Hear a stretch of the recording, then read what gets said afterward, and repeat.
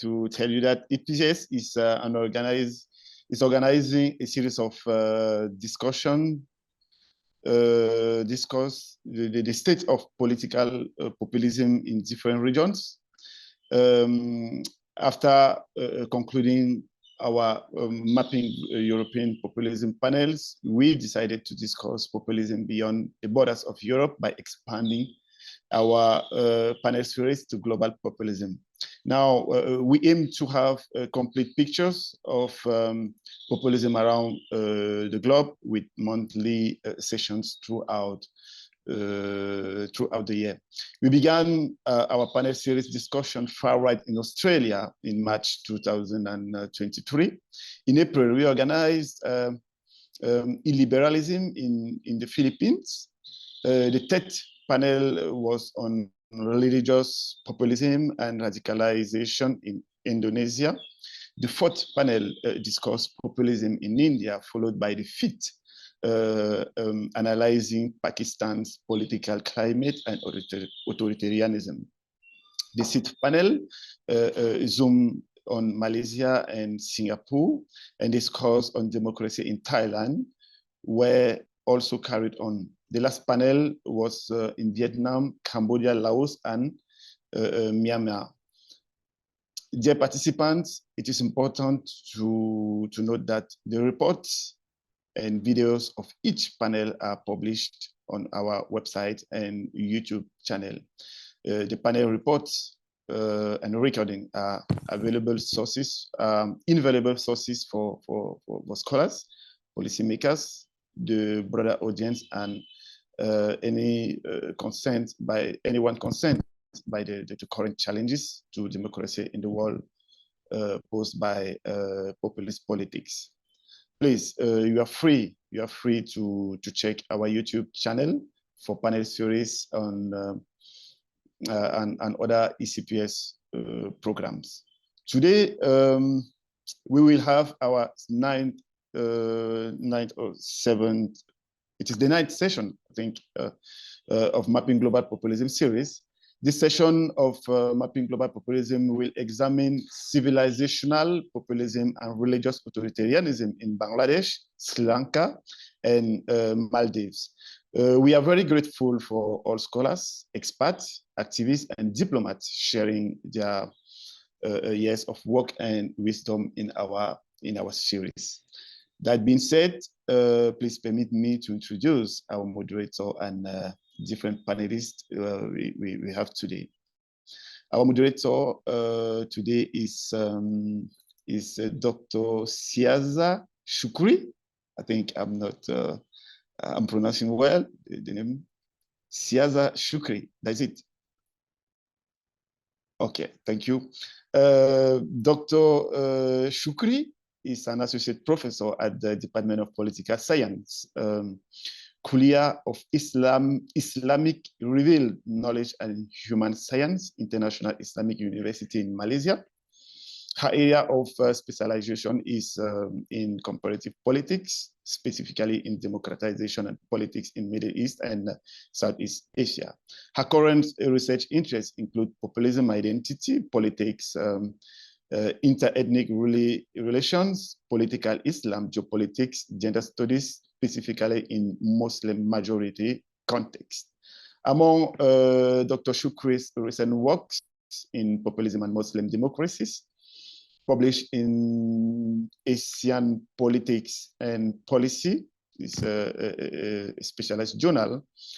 She has also been working on book chapter on Islamist populism in Malaysia since 2018. Dr. Shukri has degrees from the University of Pittsburgh, where she graduated summa cum laude. I think that's how we pronounce it. The London School of Economics and Political Science and the International Islamic University, still in Malaysia.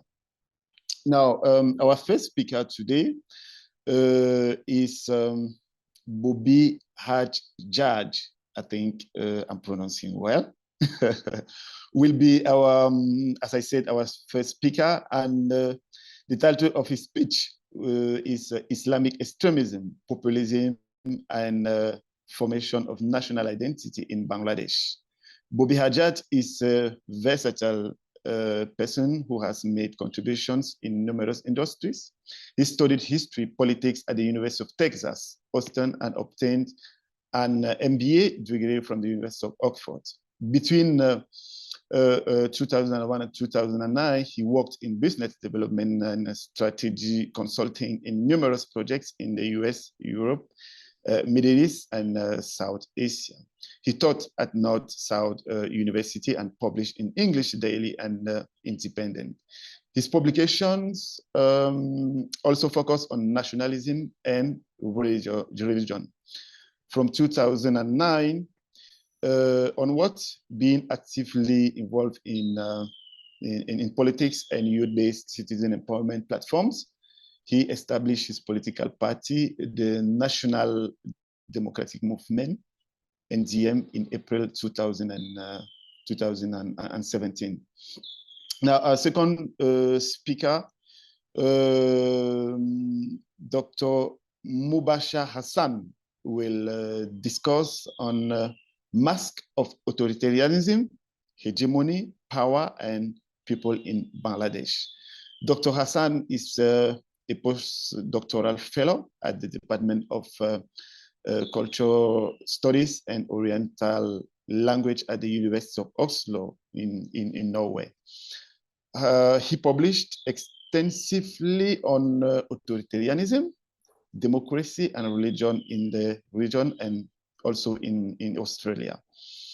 An award-winning researcher, Dr. Hasan is dedicated to human rights and an expert in policy, reporting, and public relations. Our third speaker today is Dr.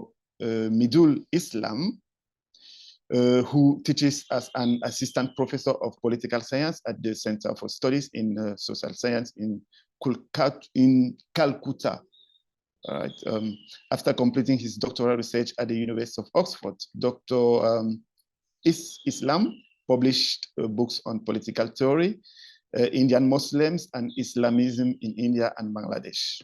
As a prolific writer, he published many books, chapters, and articles on the related issues of democracy, liberalism, extremism, belonging, and religion in South Asia. His 2022 book, entitled Political Theory and South Asian Counter-Narratives, evaluates the promise of human progress and secularism in graduate political narrative of 19th and 20th centuries, compares the counter-narratives of South Asia with the context of a changing 21st century.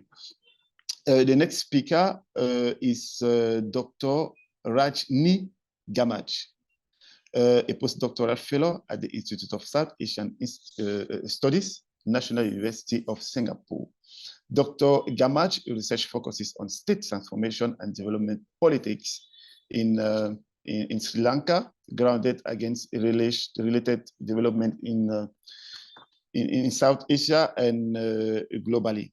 Her PhD titled Nation as Village, historicizing the authoritarian populist regime of Mahinda Rajapaksa in Sri Lanka. The words are, I think it was a critical political economic analysis of authoritarianism, populists in Sri Lanka. Before joining the ISAS, Dr. Gamage worked as a researcher in Colombia, Sri Lanka, and as a senior analyst at the Raja Ratman School of International Relations, and in many other universities like the Nyanga Technological University in Singapore too. And he graduated with a PhD in political science and international relations. Our last panelist today will be Dr. Musmi Bim, who will ask the question, Will the rise of religious nationalism and populism in the Maldives leads to another authoritarian reversal? This question will be asked by Dr. Bim, and he will give us some answers too on this question. So, Dr. Musmi, I think, is an assistant professor at the Department of Ethics and Governance at the Fiji National University. She published articles discussing democratization, authoritarianism, and democracy in Fiji and the Maldives.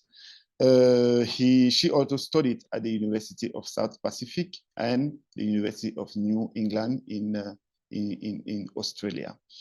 So, as a reminder, we will do a questions and answer session after the completion of the presentations. You can write your questions in the chat box or raise your virtual hand and post your question in person. So if you don't mind, I think I will now leave you with Dr. Syaza Shukri, the moderator of the panel today, who will present an overall view of authoritarianism in the region we are studying or we are discussing today. Thank you very much. Thank you, Gabriel.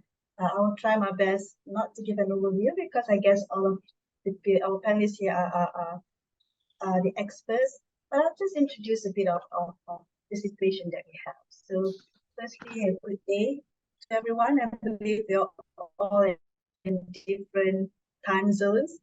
Welcome to our panel today on civilizational populism and religious authoritarianism in Bangladesh, Sri Lanka, and the Maldives. So as I've been introduced, I am Syaza. I will be your moderator today. The civilizational populism and religious authoritarianism have emerged as pivotal forces molding contemporary South Asian geopolitics, which usually we talk about India, Pakistan, but also including within Bangladesh, Sri Lanka, and the Maldives itself. This phenomenon represents a fusion of populist politics that leverages civilizational narratives and the assertiveness of religious identity in statecraft and societal norms, leading to, unfortunately, authoritarian tendencies. In Bangladesh, a populous nation with a Muslim majority, the narrative of civilizational populism intertwines with religious identity, sometimes overshadowing the country's secular constitutional commitments.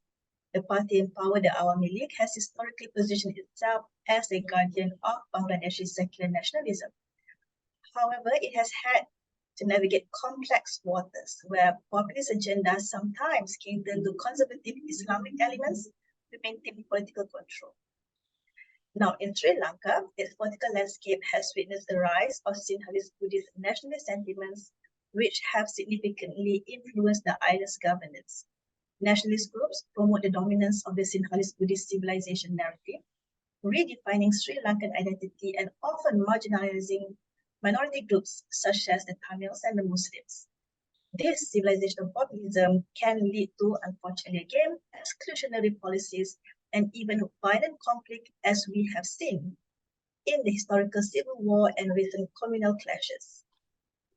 In the Maldives now, with its Sunni Muslim population, epitomizes an instance where religious authoritarianism plays out in the crystal waters of the Indian Ocean. In the small island state, the conflation of Islamist ideologies with political authority has seen an increasing imposition of conservative religious norms. The tension between tourism-driven economic liberalism and religious conservatism also embodies the conflict between global connectivity and local religious political dynamics. These three South Asian states we will discuss today, while they vary in size, population, and economic status, they provide an illustrative spectrum of how civilizational populism and religious authoritarianism are not only domestic political strategies, but also have significant consequences for regional stability and international relations. I can personally speak of this because at my university, we have students from all three countries, and I've had very interesting discussions with them on the state of their countries. Through individual and collective experiences, a broader understanding can be gleaned on the challenges modern nation-states face, challenges where the echoes of civilizations collide with the realities of 21st century democracy, rights, and globalization. That is my introduction of what we're going to do today. I'm happy to be the moderator. I look forward to questions. If there are no questions, I have some myself. So without further ado, I think let's start with our first panelist, Dr. Bobby Hajjaj, who will talk about Islamic extremism, populism, and formation of national identity in Bangladesh.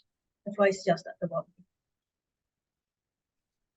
Thank you, Syaza, thanks to the European Center for Populism Studies for setting this up today and giving me the invitation to join with this wonderful panel of specialists and experts.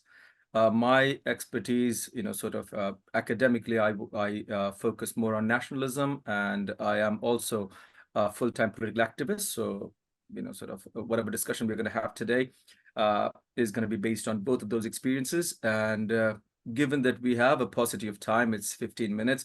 So I'll try to, instead of going into, very critical analysis of anything, I plan to do a simplified introduction to these ideas as they prevail in Bangladesh. So if I may start my presentation, Islamic extremism, populism, and formation of national identity in Bangladesh. This is what I'm going to talk about today.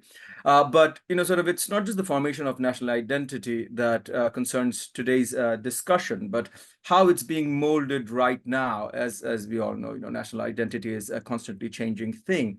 So what is it today, and how and why? These are the things we want to discuss.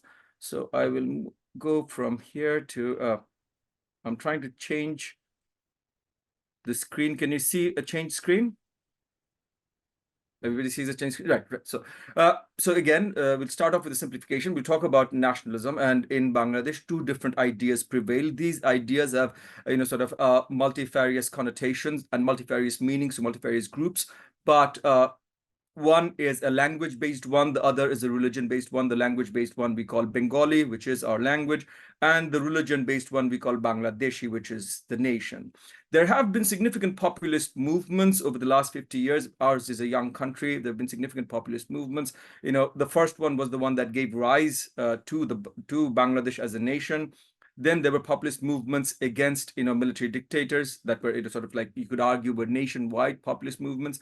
And over the last 15 years, we've seen, last 15 odd years, we've seen the rise of a new kind of populist movement, which has a significant base, but the opposition base to it seems to be much bigger. That's what we're going to talk about today a little bit.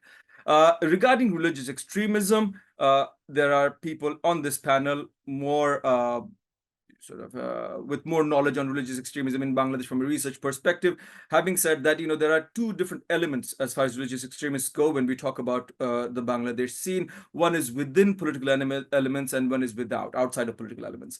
And given that I work, I have worked over the last 10 years with the ones that are within political elements, as in all of the Islamist parties and so on and so forth. So that's what I'm going to focus on today as well, and how their work and how overall the ideas of religion and what might be termed extremism, because again, extremism is how we define it, but what might be termed extremism has an impact on our ideas of nationalism and the populist movements that are taking shape today. So I'll move on into a little bit about perceptions. Okay, so related to extremism and Islamic nationalism, Islamic extremism and nationalism, we do get different perspectives from different places. There are academic and intellectual perspectives, the kind of things that we'll discuss today. Activists obviously have a different set of perspectives. They see things in a very, very different light. And the general populace, again, moves on and sees things in a very different light. And I want to touch upon, if I can, as we go along today, a little bit on each of these, on each of these elements, the people and the reasons they view things in a certain way. So the first discussion will be on context. The context, be it our ideas of nationalism, or be it religious extremism, the three main things that I think have the biggest impact, and we want to discuss today: the impact of institutions, historical impact, and international developments.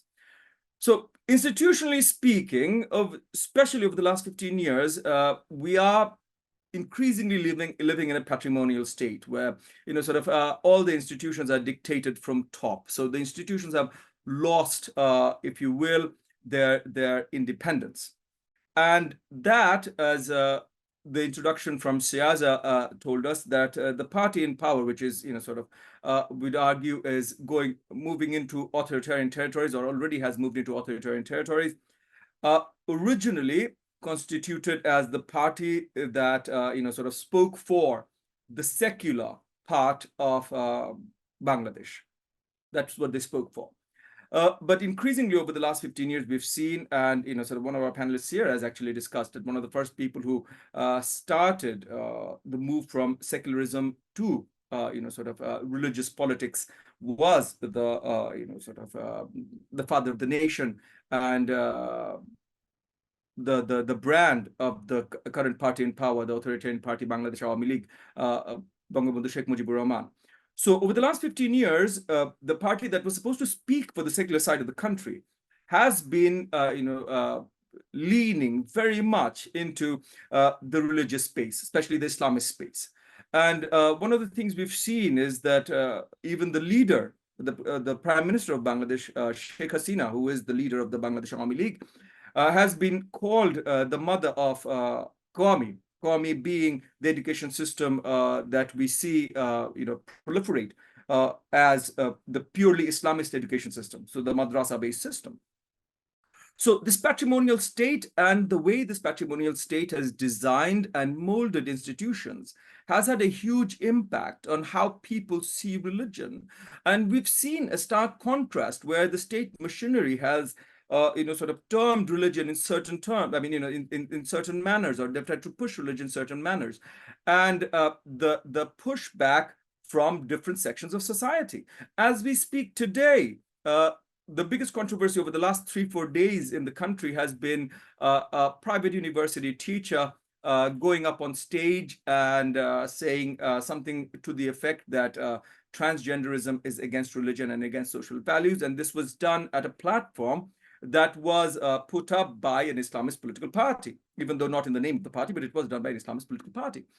And since then, there has been quite a row nationwide, and especially where the university at which, the private university at which this particular speaker taught, where students have gone into, they've started movements against the university. And started speaking against the official education policy and the official national education curriculum, because of inclusion of things that are seen as not un-Islamic. So these are pushbacks from many different sections of society, and when you see these pushbacks, obviously there is involvement, direct or tacit indirect involvement of Islamist political parties. Like even with this particular, the transgender issue, which is in the headlines the last few days, even there, the inclusion of Islamist parties, the indirect inclusion of Islamic parties like the Islami Andolon, the Khilafat Majlis, which are significant, which have significant following in the Bangladesh political space, that has an impact on the support that people see on the ground. And directly connected to this is the Qawmi Madrasa network.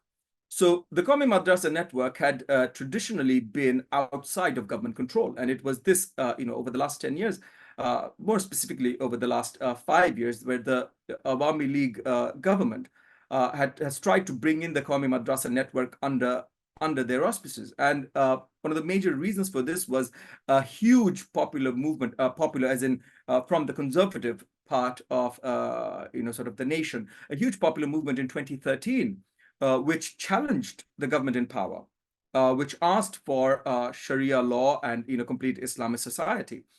And the pushback from the government was very hard and very strong. And since then, there has been an active effort from the side of the government to take over or whatever, to better manage this network. So you see, all of these institutions have been, sort of in one way or the other encroached upon by the patrimonial state. Historically speaking. So historically speaking, Muslim identity in this country, in the geographical space of Bangladesh, has gone through many different changes over the last 60, 70, 80 odd years. Especially, from 1947 onwards, or around 47 onwards. Originally, we had a Muslim Bengali, a Bengali Muslim or a Muslim Bengali identity, which was based on us being Muslims, but also a cultural Bengali identity, things that were pushed by political leaders like, Hussain Shahid Sarwardi, or, sort of his General Secretary Abul Hashim, and things that were believed by a majority of even people like Sheikh Mujibur Rahman, who, again, leader of the Awami League, father of the nation. So this Bengali Muslim identity was, sort of a cultural identity with Muslim elements, but not hard conservative. The Bangladesh liberation movement was more of, we could argue it's a socio-political, economic, and so on and so forth, sort of movement. But post this Bangladesh liberation movement, the identity that was vouchsafed by the Awami League was one that now we know as Bengali identity. So the Bengali nationalism, which was based purely on cultural elements, and cultural elements that were purely secular, and which, disregarded the religious elements of culture, which, sort of created a vacuum where these religious elements were needed. As I argued, Sheikh Mujibur Rahman himself, very quickly, within 2 years of formation of his government, sort of tried to bring religious elements into, the identity that his party started preaching. But because of this vacuum left 1975 onwards, when the power shifted after the coup and the brutal assassination of Sheikh Mujibur Rahman and his family, the new leaders, President Zia Rahman, the new leadership tried to bring in more Islamist nationalism. Now, this happened at a similar time where, sort of global developments were happening.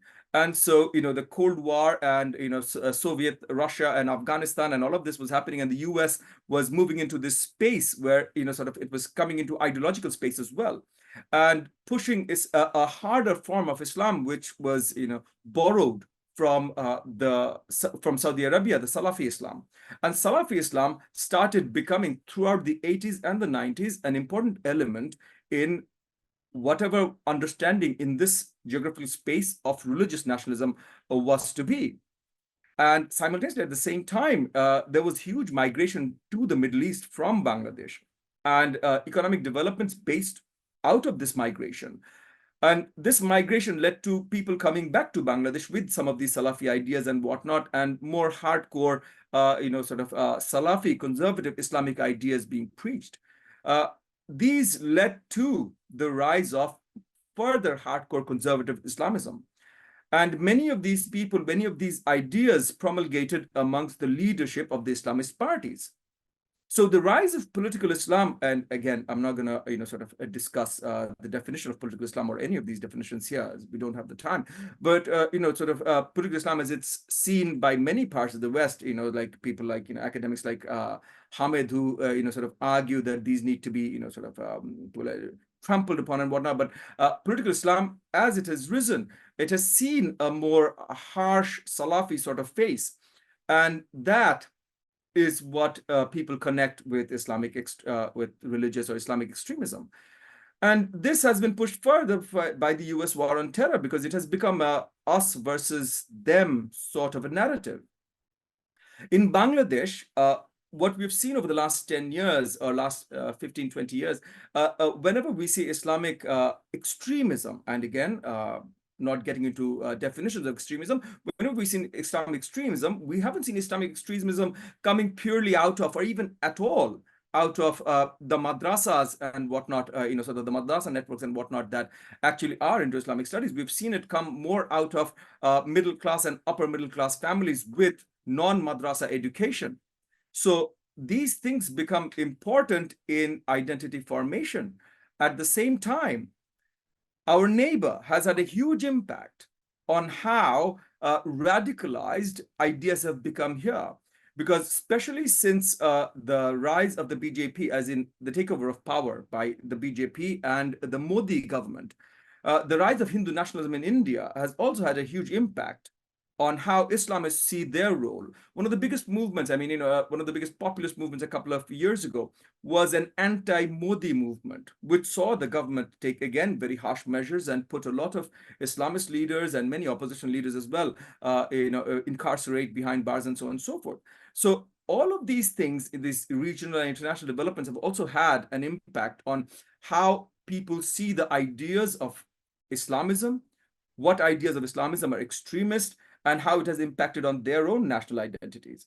So having said that, having set the context, I'll go briefly into the polarization of national identity. So I've already talked about the Bengali Muslim identity, Bengali identity, and Bangladeshi identity. But the biggest impact on these things have had, in the current phase, we have an attempt at populist uprisings. In the year 2023, especially the latter half of 2023, there were many attempts at popular uprisings. We saw for most of the year hundreds of thousands of people amassing in the streets of Dhaka city and all other major cities. And a lot of these were purely political, as in, an anti-authoritarian movement, which is what we had seen in 1990, as I had, mentioned beforehand during the start of my talk. In the 1990s, which were anti-dictator movements, which are some of the biggest populist movements we've had in this country. And in 2023, we saw the same sort of thing happening. Anti-Modi movement was, headed by the Islamist forces, but the government got scared because the government realized that the Awami League narrative is so tied up with friendship with India narrative that whenever there is an Islamist movement in the country, it automatically becomes an anti-Awami League, or it has the potential to become an anti-Awami League movement, which means that opposition political forces have the opportunity, at least that's the fear within the government, that the opposition political forces have an opportunity to take advantage of this movement and move forward, which they again have actually believed in and happened during the Hifazat movement in 2013, when the Hifazat movement started, and the government, to a certain extent, was bending over backwards actually to accommodate the Hifazat movement. The government took very harsh measures only when the opposition parties, including especially the BNP, but even the Jatiyo party, which was not the opposition party, started joining the Hifazat movement, giving it support. That's when the government really went all out against the Hifazat movement. The anti-Modi movement was not much different when we come to that set of ideas.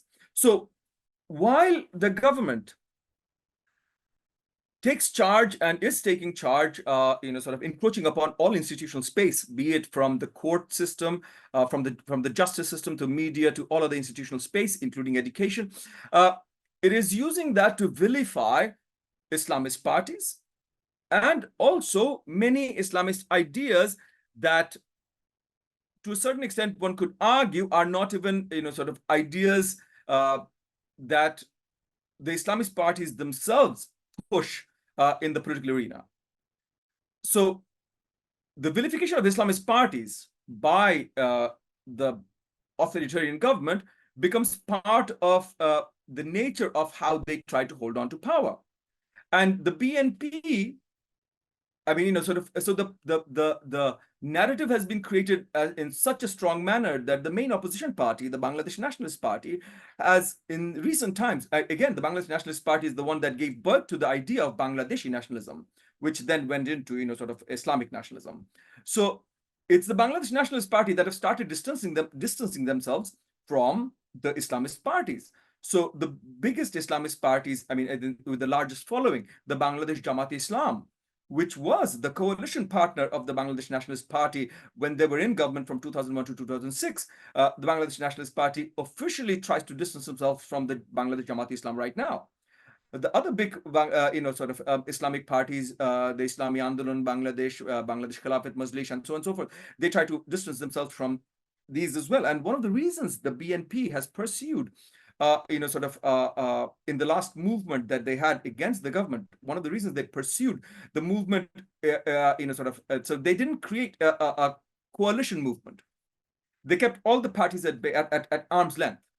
And one of the reasons they kept all the parties at arm's length was because of this vilification of Islamic parties, where they believed that the Islamic parties would hurt their own cause, not necessarily with the masses, apart from the upper socioeconomic classes, where this narrative of vilification of Islamic parties does fly, but even this upper echelons of society, the middle classes and the upper middle classes, the upper socioeconomic classes, even they are starting to be more accepting of Islamist parties and Islamist ideas, partly because probably of the of the control of the authoritarian regime. So the rise of the Bangladesh Army League and their authoritarianism has had a huge impact on how much of Islamism seems to be acceptable by the rest of society today. And while this happens, it is the Islamist parties who are being able to use narratives such as, what is happening in Palestine, and, the rise again, if you will, from the ashes of the Taliban in Afghanistan, as the Taliban as positive narrative, Hamas as positive narrative, and what is happening in Palestine as the negative narrative. So compassion for Islamist parties seems to be growing. And it is with this in view that it seems that the next populist movement in Bangladesh can very well be an Islamist movement.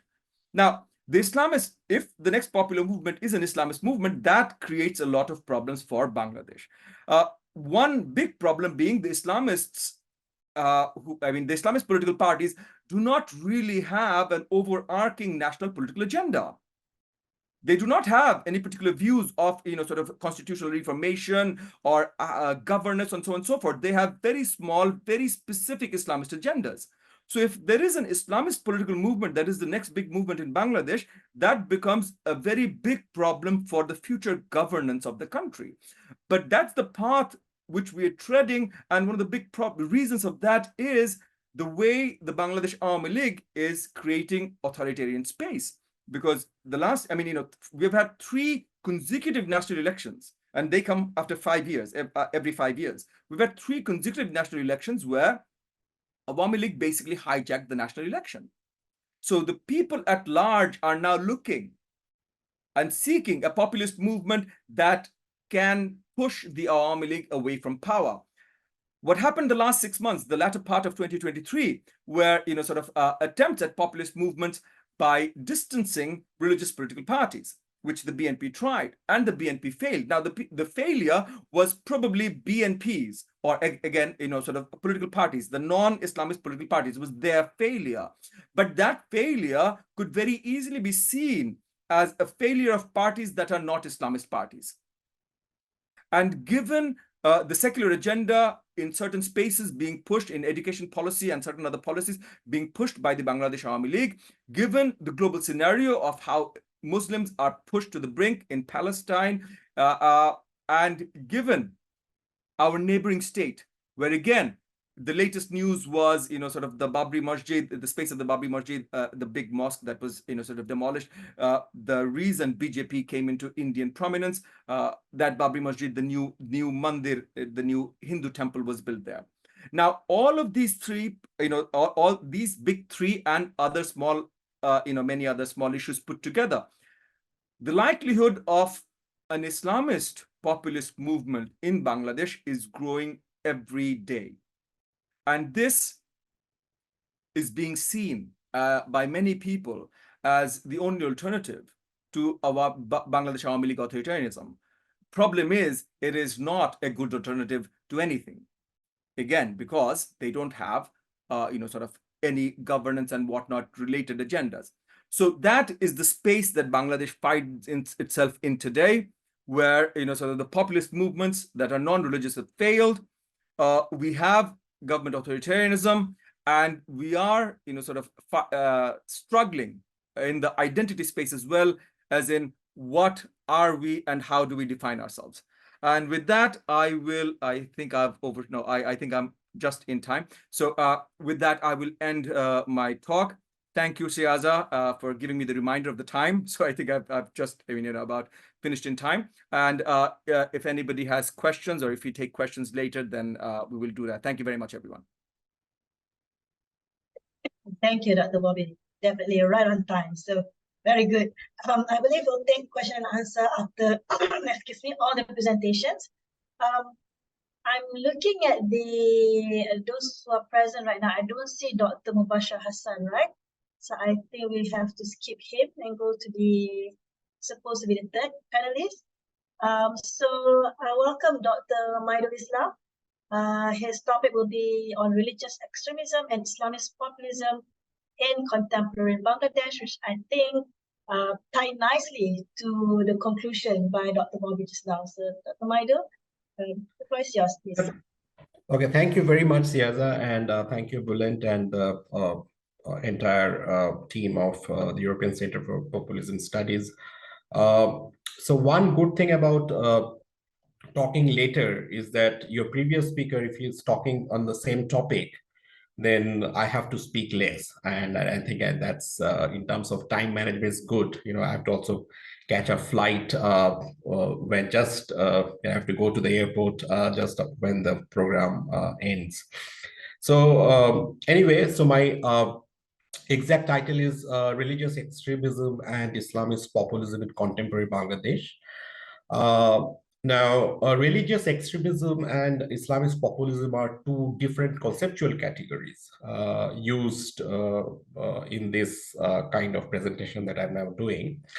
Religious extremism is some form of violent act that uses religious sentiments in mobilizing those who perform such violent activities.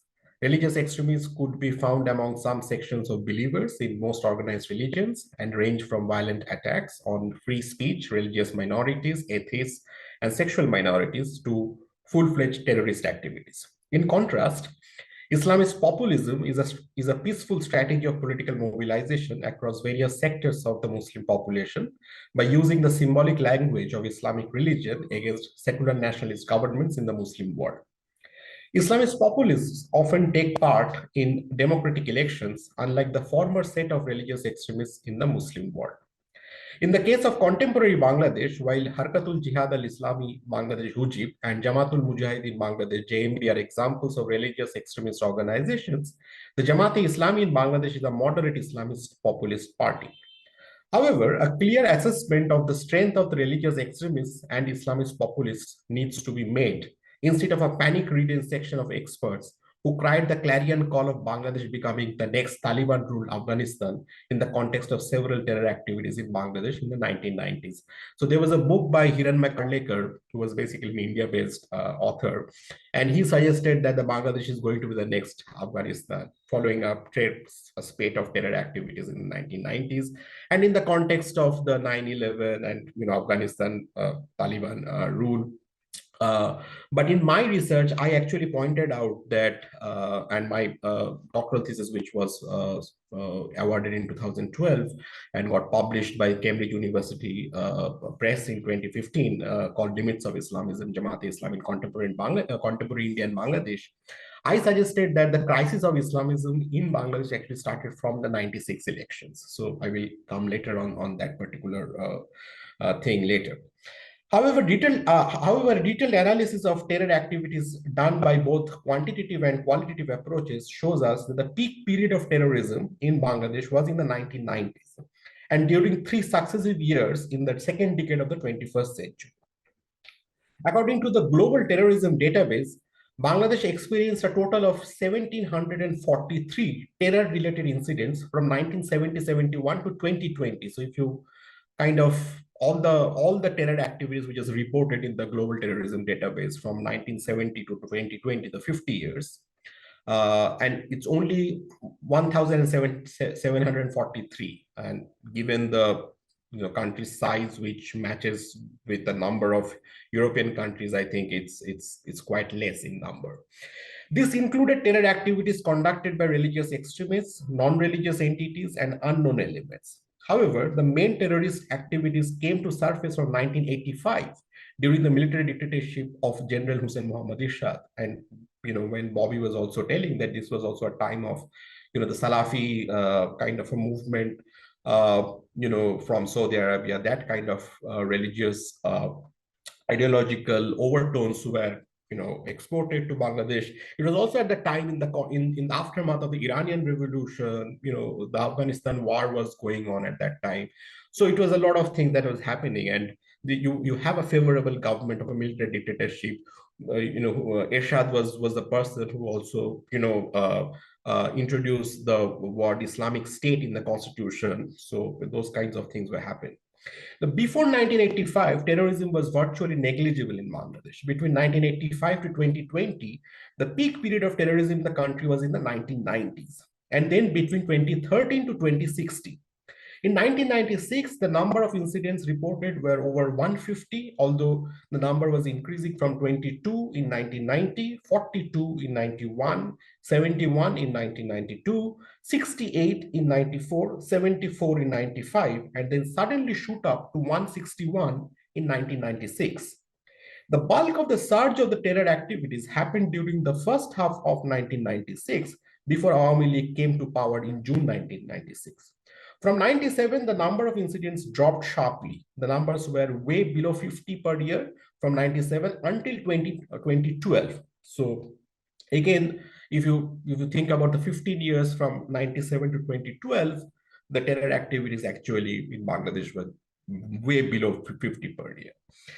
From 2013 onwards, the terror incidents rose again until 2015. The numbers were 138 in 2013, 130 in 2014, and 479 in 2015, the highest ever reported in the history of Bangladesh. This period was also the period of post-Shahaba protests and the conviction and executions of several Islamist leaders by the International Crimes Tribunal. From 2016 onwards, the terror incidents gradually started dropping, with 89 in 2016, that included the attacks in the Holy Artisan Bakery on 1st July 2016. From 2017, it went under 50 per year, with 41 in 2017, 36 in 2018, 32 in 2019, and 30 in 2020. A few years back, there were some incidents of violent attacks on atheist bloggers in Bangladesh by Islamist fanatics, particularly between 2013 and 2016. This was the period when the terror activities actually again increased. But from 2017 onwards, the number of violent attacks by religious extremism have steadily gone down. Now, moreover, the dominance of secular policies of the national populism of the Awami League has hindered the political growth of Islamist populist parties like the Bangladesh Jamaat-e-Islami. Such a secular approach of Awami League cannot be confused with the Western model of secularism, with a strict separation of religion and politics, but a constant negotiation between religion and political leadership. And this was what Bobby was also suggesting, that this whole Qawmi Madrasa and in trying to kind of have accommodating a lot of imams in the mosques. That's also a kind of Awami League tactics, where a secularism is a kind of a popular model of secularism, where it's not a strict separation between religion and politics, but how to negotiate and engage with a lot of religious leaders and use religious symbols. In such negotiations, sometimes populist parties and leaders take refuge to religious symbols and accommodate religious leaders, while in other instances, it imposes a ban on religious-based parties by claiming that the principles of Islamist populism are in direct conflict with the secular ethos of the Bangladeshi constitution and the founding ideals of the Bangladeshi state. Such a political struggle between the Islamists and the national populists is nothing new in the Muslim world. If we look into the brief history of the Muslim world, roughly from the 1920s to 1970s, and if you look at this whole the Islamists versus the secular nationalists that is there, then you could actually go back to Turkey in the Kemalist Turkey, the Muslim Brotherhood versus the entire Baath socialist tradition in the Middle East. So you find this kind of secular nationalism versus Islamist kind of a movement already there in the between 1920s to 1970s. So that's one thing that we must also remember. And Bangladesh is also nothing kind of different from that global kind of a struggle between what we call Islamist populism versus the national secular populism. Now, in 1973, when after Bangladesh was created in 1971, the first election year was 1973, and the Jamaat-e-Islami, which was the largest Islamist populist party, was banned at that time. And so they couldn't contest in the elections. Now, in 1979, when the second election was happening under the General Ziaur Rahman became kind of a big player, and his Bangladesh Nationalist Party became a big player in Bangladesh politics for the first time, electorally, I'm suggesting. The Bangladesh Muslim League and the Jamaat-backed Islamic Democratic League, they fought together, and they contested around 266 seats, and they only got 10.08% votes and 20 seats out of 300. Then in 1986, the Jamaat contested alone. It contested in 300 seats, but only got 10 seats, and it got something around 4.61% vote. In the 1988 election, which was Asia's rigged elections, the Jamaat boycotted the elections. In 1991, the Jamaat fought 222 seats, and it got 18 seats. I think that's its highest ever number in terms of both vote percent and seats. In terms of vote percentage, they got 12.13% votes, although they contested only 222 seats. And remember, in the next election, which is 1996, the vote percentage actually gone down from 12.13% to 8.61%, although they contested all 300 seats. So in 1991, where they actually contested 222 seats, but got over 12% votes, in 96, they contested all 300 seats, but they got only 8.61% votes. And so in terms of, so there was a lot of votes that actually decreased, even if they contested more seats. So that's a kind of, actually the crisis, the electoral crisis of the Bangladesh Jamaat-e-Islami was kind of started from 1996. And it was also at the time when this old Cold War was no more, and the Jamaat kind of ideological kind of a organization which was active during the Cold War period suddenly lost its relevance. That is also, and it could only become a kind of a relevant party by becoming a coalition partner. So in 91, they gave an outside support to the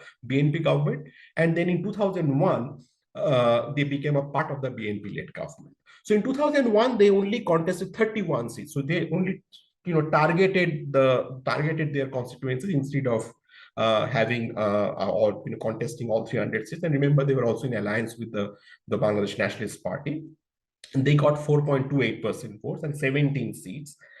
In 2008, when the Jamaat actually contested its last elections, was 4.6% votes. So in terms of vote percentage, there was nothing very different from 2001, but they got only 2 seats, although they contested 39 seats. The party was banned by the Supreme Court in 2013, so it couldn't contest the 2014, and then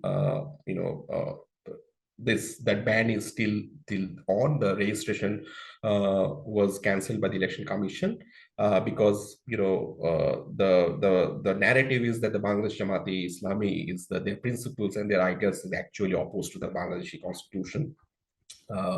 So it's something which is today we can say that's the major kind of challenge.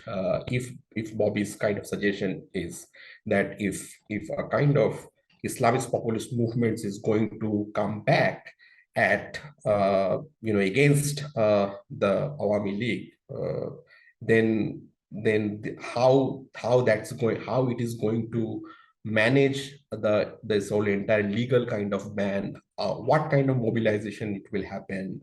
Because my kind of assessment is that after the ban of Jamaat in 2013, the party is facing multiple crises. So it's kind of this, by all counts, both religious extremism and Islamist populism face a crisis at multiple levels, particularly at the level of leadership, financial, and political. And recently, Amar Bangladesh Party has been formed by splitting the Bangladesh Jamaat-e-Islami. So it actually split the Jamaat-e-Islami. So there was some reformist leaders of Bangladesh Jamaat-e-Islami, and it was created on the ground of not accepting mistakes by the Jamaat leadership about its role in the 1971 Bangladesh Liberation War. My own field work during 2009 with Bangladesh leaders and some Jamaat intellectuals, they were already suggesting that the Jamaat-e-Islami should accept these mistakes. They should say that, in 1971, the context was very different. They could have said that, we were quite defensive about the fact that that India could take over Bangladesh. We were apprehensive that India could take over Bangladesh.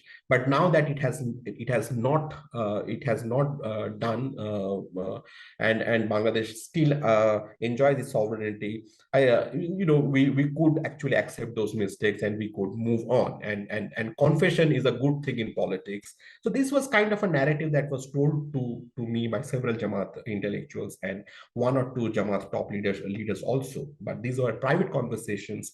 Of course, the official position was very different. Now, the crisis of Jamaat depends in the short run. But what will happen in the long run? And that is something which was also articulated by one of the Jamaat, very senior leader. And he precisely told me that what will happen after Khaleda Zia, because Khaleda Zia will grow old. And the BNP is a loose confederated party. And it was a leader who was giving me this interview in February and then again in June 2009. And the leader has been executed a few years back by the International Crimes Tribunal. And he told me in the interview that the BNP is a loose confederated party and the only formidable ideological-based political organization in Bangladesh is still the Jamaat-e-Islam, who could aim at galvanizing the center-right, anti-secular and anti-India support base of the BNP against another ideologically motivated Awami League. So his main argument was that if Khaleda Zia dies, then BNP will be in chaos, and because there will be crisis of leadership within BNP. And the BNP mass base that the Jamaat is what the Jamaat is eyeing for, because that's the anti-India, kind of anti-Awami League, and a lot of overlap between, a lot of religious, conservative, kind of a, population who are not believing in this secular Bengali kind of a nationalism of Awami League. And they could be a possible kind of support base for the Jamaat. And Jamaat could significantly improve its tally both in terms of vote share and seat share. And certainly this is something which is still lingers on in my mind. And I think the future of Bangladesh politics will eventually depend, how this kind of action, what would happen after Khaleda Zia, and if BNP implodes, because that's the only larger support base that any Islamist populist kind of movement could eye for. Because whatever the other section of the Bangladesh population, the Awami League has already controlled them, whether it's religious or non-religious.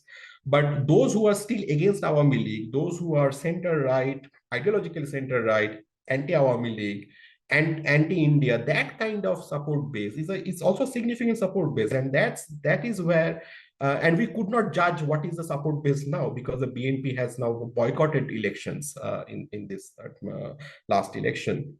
And 2018 was something kind of a very rigged election. 2014 again they boycotted, but it's certainly a significant kind of number. So I think the long run project of Islamist parties in Bangladesh would actually depend on whether what will be the course of action after Khaleda Zia, but at the same time, one must say that today, as of now, one cannot see a kind of a surge in Islamist kind of populism in Bangladesh, because the kind of hartals they were suggesting, the kind of, people did not quite respond too much. And I think this is a larger depoliticization of Bangladesh that has happened in the last few decades. And people are not, in terms of voting turnout and all, it was not that much impressive. And although these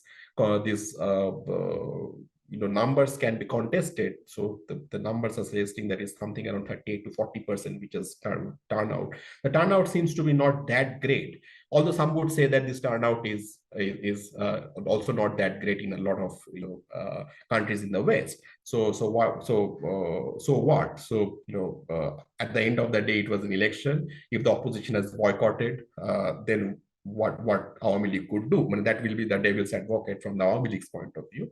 Some could also say that this whole entire position on the caretaker government is too rigid, because now the caretaker government clause has been deleted from the Bangladesh constitution, and it is not fair to boycott an election on a principle which is no more in the constitution. So, but all sort of things can be said. But as of now, I think the crisis of Islamism, which I actually predicted long time back from in my doctoral thesis, and I suggested that the crisis actually started from the 96 and 97 onwards, that is still there. It is not able to come out of the crisis. There will be occasional hues and cries. There will be occasional mobilizations against the Awami League on the Islamist kind of platforms. But I don't see, as of in the short run, I don't see a huge challenge from Islamist populists against a kind of secular nationalist populism of the Awami League. Thank you very much. Thank you. Thank you, Dr. Maidul. I think we have much better, a bit more holistic view on Bangladeshi politics today after listening to our two speakers. So again, we'll hold the question until the end. We'll move to another country now, Sri Lanka, with Dr. Rajni Gamage, with her presentation on civilizational populism and Buddhist nationalism in Sri Lanka.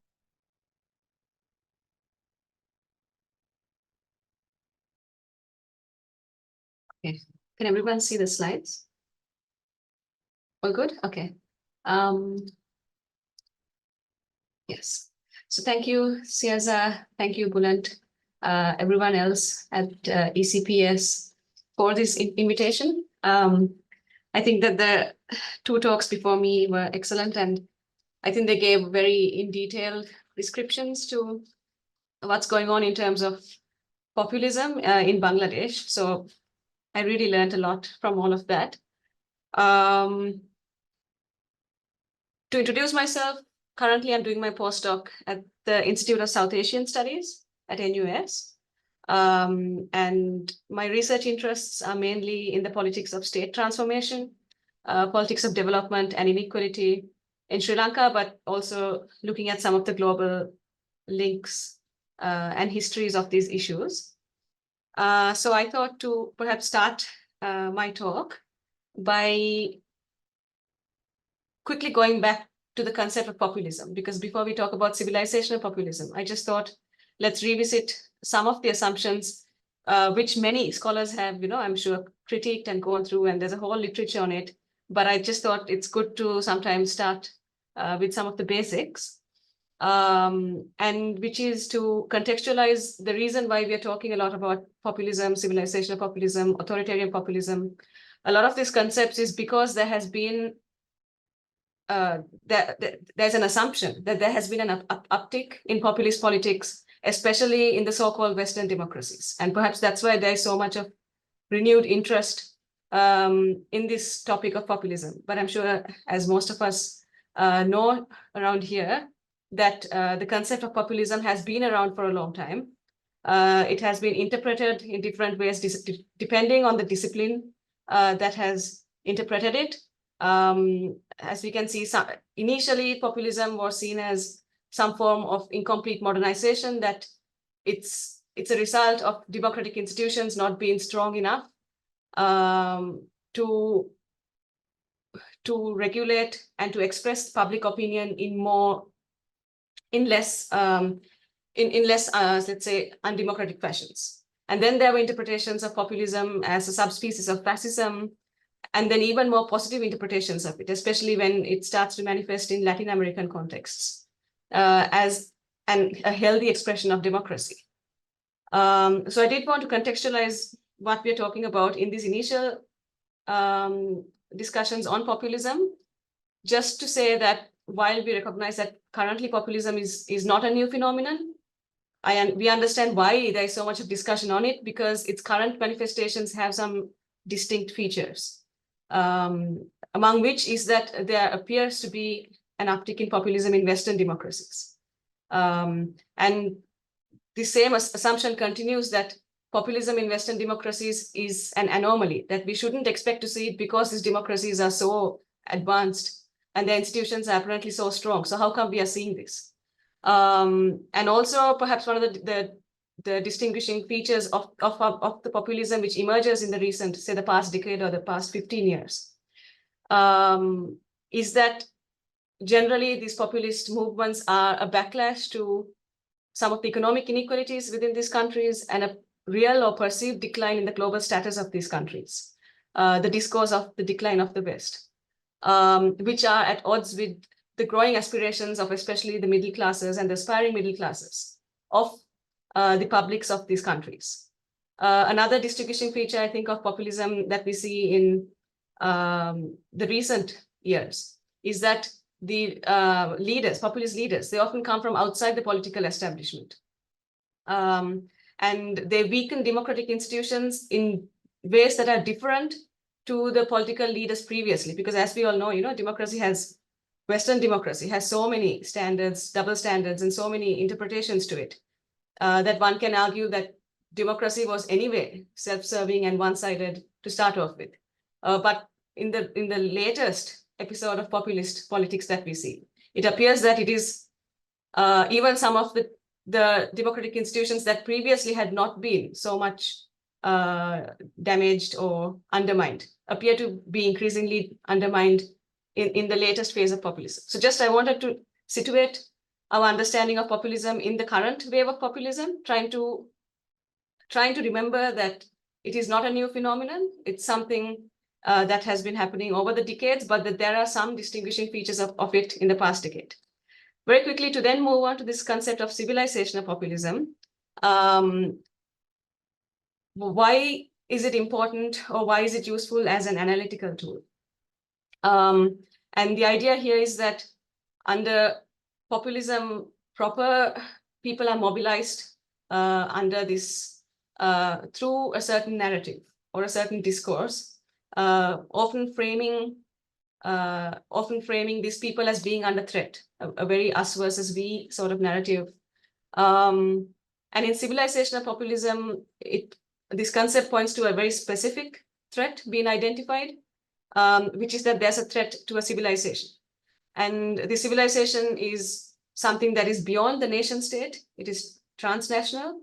It doesn't necessarily need to refer to like an empire. It can even refer to something like a culture that transcends the nation state. So again, because these concepts, I'm sure that most of you all are familiar with, what I did want to question once again is whether the concept of civilizational populism in academia, these are new concepts. But when we ground our analysis against colonial empires and the histories of that, these are not really new concepts. Because whatever we see as civilizational populism, whether it emerges in the West or whether it emerges in the global South, these are, for myself or for scholars that I tend to read, these are politics that are a continuation of the kind of politics, the kind of struggles of domination and imperialism that happened during the colonial period.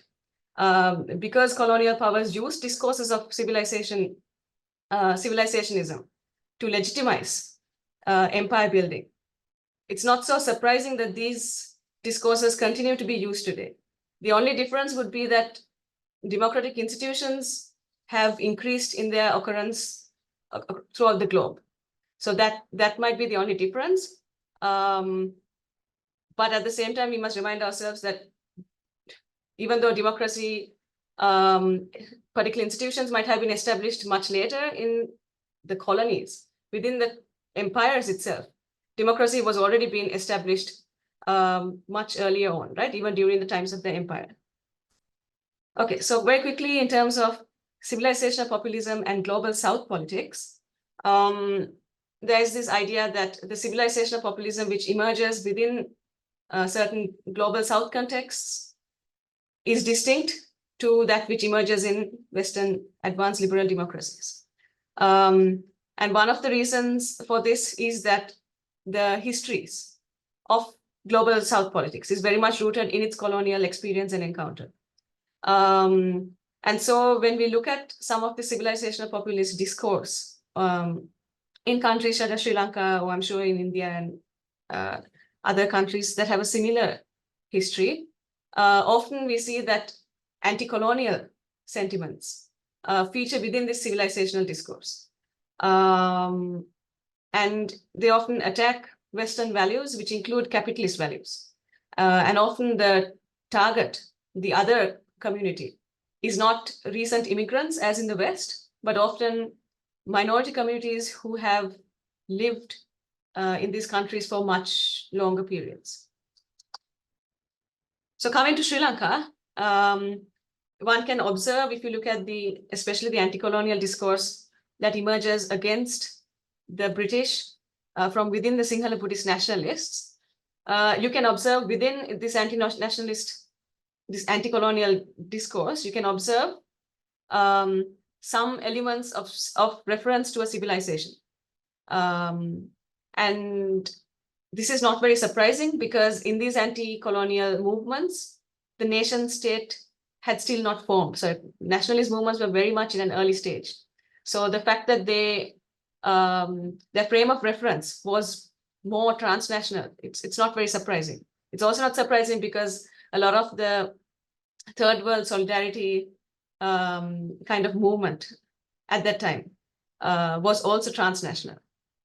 I'll just talk about some of the key features of this civilizational populist discourse that emerges in early 20th century Ceylon, which is now known as Sri Lanka. And I'll focus mostly on who is known as the father of Sinhala Buddhist nationalism. So some of the insights I'm making are kind of they're quite limited because I'm focusing just on him, but he's generally considered to have been the key person to have introduced ideas of Sinhalese ethnicity as the dominant category which defines Sri Lankan politics thereafter. And so within this person, Anagarika Dharmapala, within his discourse, we notice him borrowing on certain civilizational concepts. So for example, he turns the stereotype of the colonizer on its head, and he calls the Western colonizer as the barbarian. He challenges the general myth of the colonized as being a people without a history. And a lot of his logics are within this civilizational framework. For example, claiming that history is cyclical and that a renaissance of Sinhala Buddhist civilization must surely follow its present state of oppression under the Western colonizer. And we see elements of nostalgia that are coming up, a promise of a return to a great civilization where there was egalitarianism, there was democracy. But in his discourse, there's a lot of contradictions because it does not really match up with the feudal and caste-based society that actually existed in pre-colonial Ceylon. And in Dharmapala's discourse, we also see other civilizational aspects that are probably a result of transnational movements and their influences on Dharmapala's thought and Sinhala Buddhist nationalism that was forming in Sri Lanka at the time. And these include the temperance movement, which started off in the US. It was a transnational movement. The Theosophical Society, which was another transnational movement, which significantly influenced Sinhala Buddhist nationalism during that time. And like I mentioned before, Sinhala Buddhist nationalism was also significantly influenced by European sensibilities of Aryan civilizationalism and anti-Semitism. So within his discourse, we see a lot of anti-Semitist discourse. We see Dharmapala identifying the Sinhalese as part of the Aryan civilization. And in doing so, what he does is not only does he say that the Sinhalese are a superior civilization to the Western civilization, but he also says that the Sinhalese are a superior civilization to the Tamils and the Moor, the Muslim minorities that were present in the country at the time. So this is broad, I mean, very briefly, how a leading Sinhala Buddhist nationalist in colonial Sri Lanka, Ceylon, kind of provided a vocabulary for the Sinhala Buddhist nationalism that we see playing out in present Sri Lankan politics. So I have just mentioned, I can probably come back to this. One of the very interesting things that happens in Dharmapala's discourse is that even as he advocates for more egalitarianism and a material reality that is more just than which the colonizer had imposed on the Ceylonese, at the same time, he identifies a lot with the liberal modernization values of European Enlightenment at the same time as well. So we see these contradictions. I can come back to it later if anyone's interested. So with that heritage, Sri Lanka gains independence in 1948. And very soon afterwards, we see in 1956, the first government which comes on a mandate of Sinhala Buddhist nationalism, promising to pass a law which makes Sinhala as the only official language, and a series of other acts which happen. So since independence, we see the Sri Lankan state systematically giving Sinhala Buddhist, Sinhala ethnic identity and Buddhism the foremost place, a hegemonic space within society, within the political system, and within institutions such as the constitution, as well as certain laws.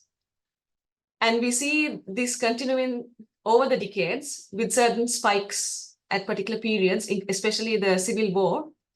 But when we come to the contemporary, and these are my last two slides, but when we come to the contemporary situation, some of the recent interest in Sri Lanka's Sinhala Buddhist nationalist movements are the movements which emerged in the post-2000 period.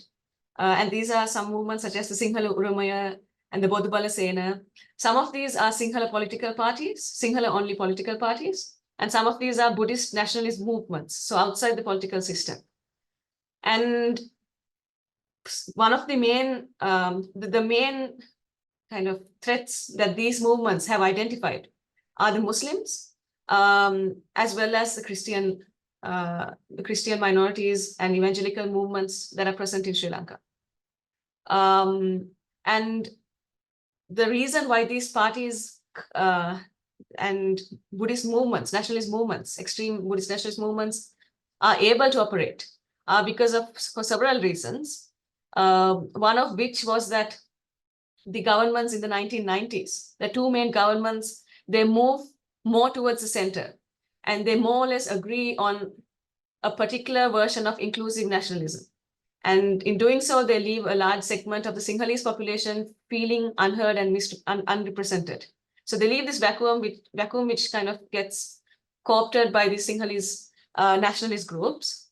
That's one reason. And in doing so, even though these were minority groups, very much fringe groups in terms of economic power and political power, they set the tone of politics thereafter. So these groups and the nationalism that they espoused arguably set the tone for the Mahinda Rajapaksa regime, which comes into power in 2005. And once you examine the discourse of these movements, you notice that once again, they go back to Anagarika Dharmapala, the Sinhala nationalists that I mentioned during the anti-colonial movements. And this probably indicates that Buddhist monks or Buddhist leaders have not been able to come up with a vocabulary or a language that has appealed or that can be used as powerfully since.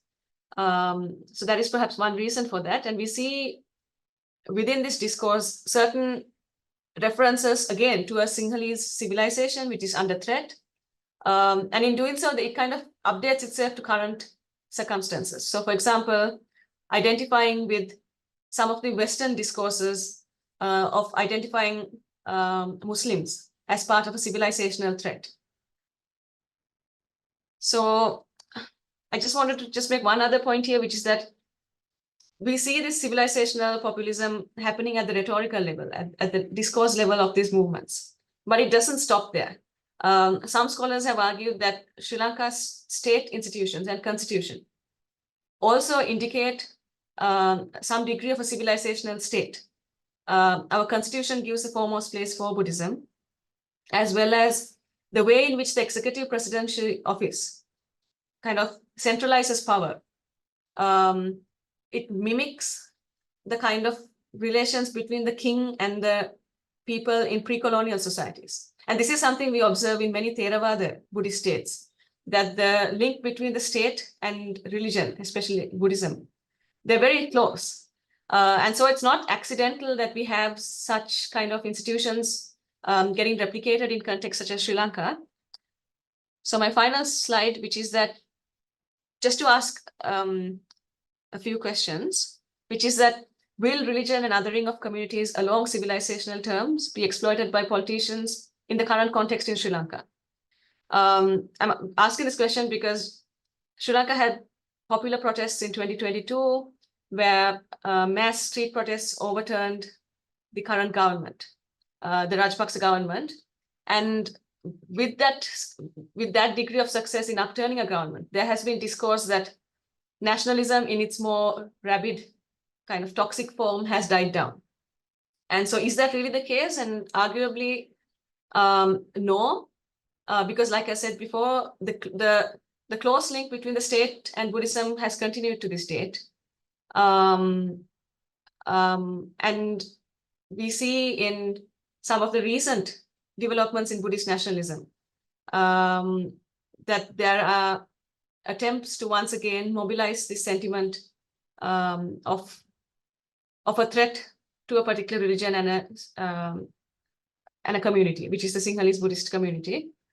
So it would likely continue to be exploited by politicians, and pointing to the fact that political Buddhism in Sri Lanka is very resilient. So even in times of economic crisis, we have seen the Buddhist monks adopt a language of economic nationalism now. So they promise to protect the people in this time of economic hardship. They promise to bring justice against the corrupt politicians. So they use this language and they adapt themselves, they adapt to the circumstances. Will more inclusive counter-narratives succeed in the context of multiple crises, recent crises? Like I said before, it's quite unlikely. It's not that more inclusive Buddhist nationalisms are not present, they are certainly present, but they don't have the traction and the social level of social appeal as some of the more extreme versions of these nationalisms have. So the only options that Sri Lanka right now have in terms of its Buddhist nationalisms are the very extreme violent Buddhist nationalisms that have been associated with the Rajpaksa government, or a hegemonic version of Sinhala Buddhist nationalism under which other communities can live peacefully, but they have to accept the dominance of the Sinhala Buddhist paradigm. So I'll stop my talk there. Thank you very much. Thank you, Rajni, especially with you're right. You talked a bit about the concepts, although we are all familiar with it. It's nice to be reminded of what they are and concepts that they have in our discussion. I think we're getting to our last final speaker today, Dr.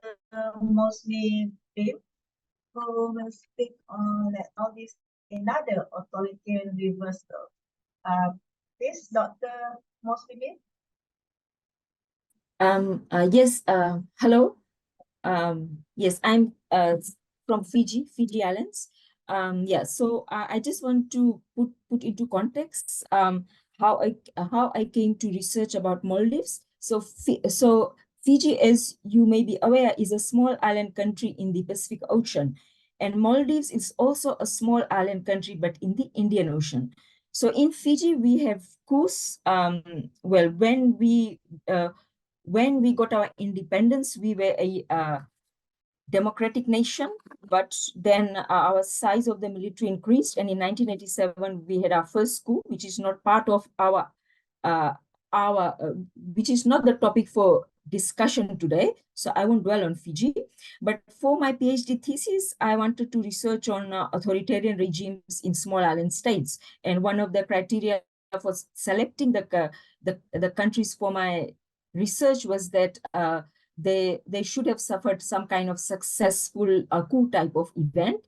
And a coup is successful when the leader, the new regime that comes in is able to last in office, and they get accepted by the international community. And that's how a coup is regarded as successful. So Maldives was one of those small island states, only 3, which had a successful post-coup regime, although they don't classify the event that happened in 2012 as a coup. It was akin to a coup, the way in which the political leader was removed from office. Yes. So I have some slides which I could share. I'll see if I can share screen.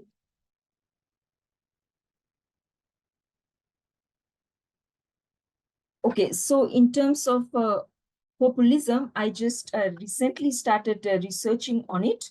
My area of research, as I just mentioned, is elections and electoral authoritarianism.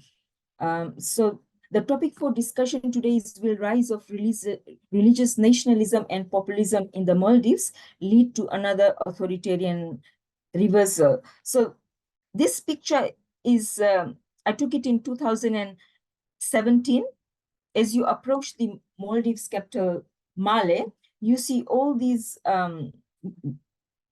you see a lot of buildings. That's because Male is one of the most densely populated cities in the world. So space is really short, and they build buildings right till the edge of the island. And this has implications for political stability, because during times of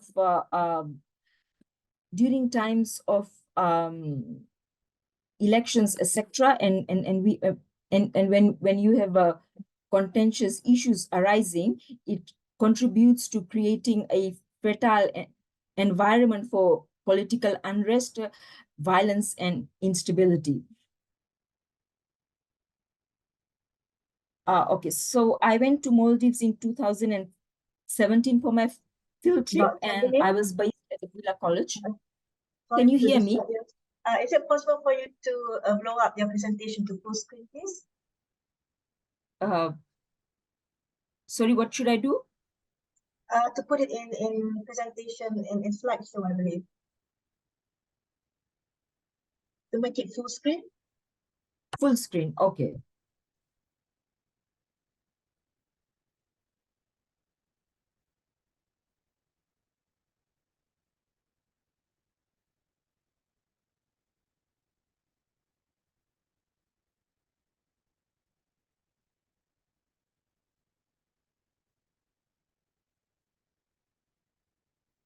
Thank you.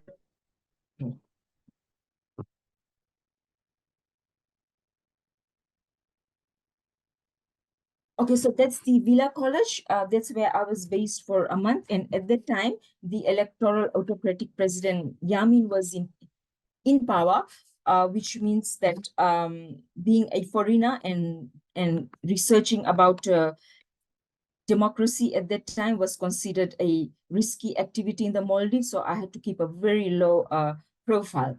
So that's the outline of my presentation. I'll just provide a kind of very brief introduction and just a little bit about populism.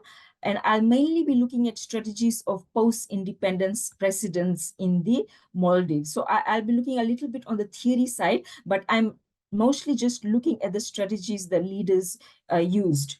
So yes, and so I'll look at, I'll very briefly try and look at the impact on democratization, and I'll just very briefly look at the 2023 Maldives elections. Well, not the elections itself, there won't be time. I'll just be looking very briefly at the strategy of the new president that came in. Okay, so that's the Maldives, a map of the Maldives. So all these marks that you are seeing on the screen are these outlines. They're actually a group of island. So that means each of these shapes that you see, it's not one island, it's a group of islands. It's a lot of atolls that make up one atoll group. So and this is one of the mosques that's in a central place in the capital. Islam is the official religion in the Maldives. Maldives is an Islamic nation, so there's many monumental mosques in the capital city. Okay, there's 1,192 atoll islands in the Maldives. Of these, 200 are inhabited islands.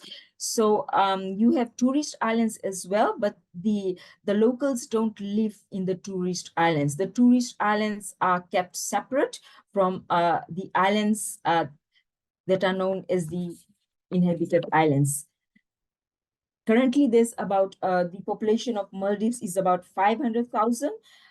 Prior to 1153, Maldives was a Buddhist nation. They can trace migration to Maldives from Sri Lanka and India.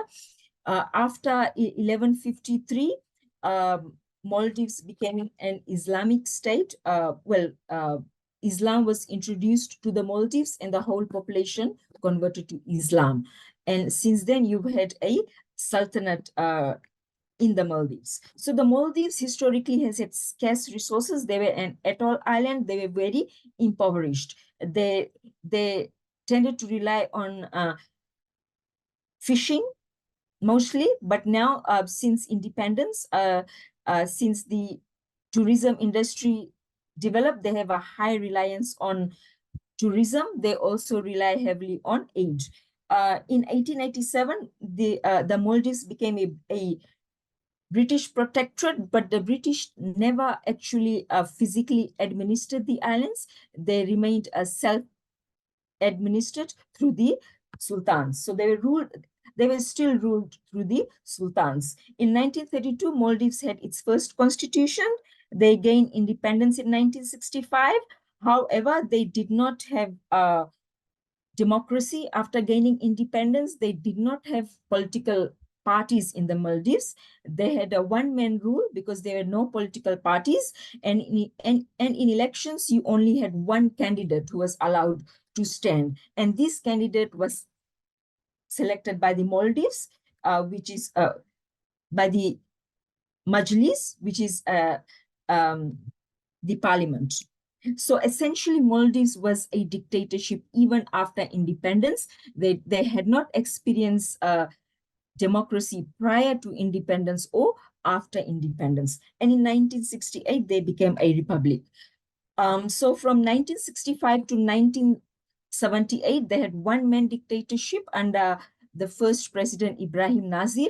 From 1978 to 2008, you had one-man personal dictatorship under the presidency of Maumoon Abdul Gayoom. In 2008, for the first time, the Maldives had multi-party elections and they transitioned to democracy. But this faltered when they had a coup-type event in 2012, and the democratically elected president Nasheed was forced to resign. You had a caretaker government for about 1 year, and basically an authoritarian reversal happened after the coup type event.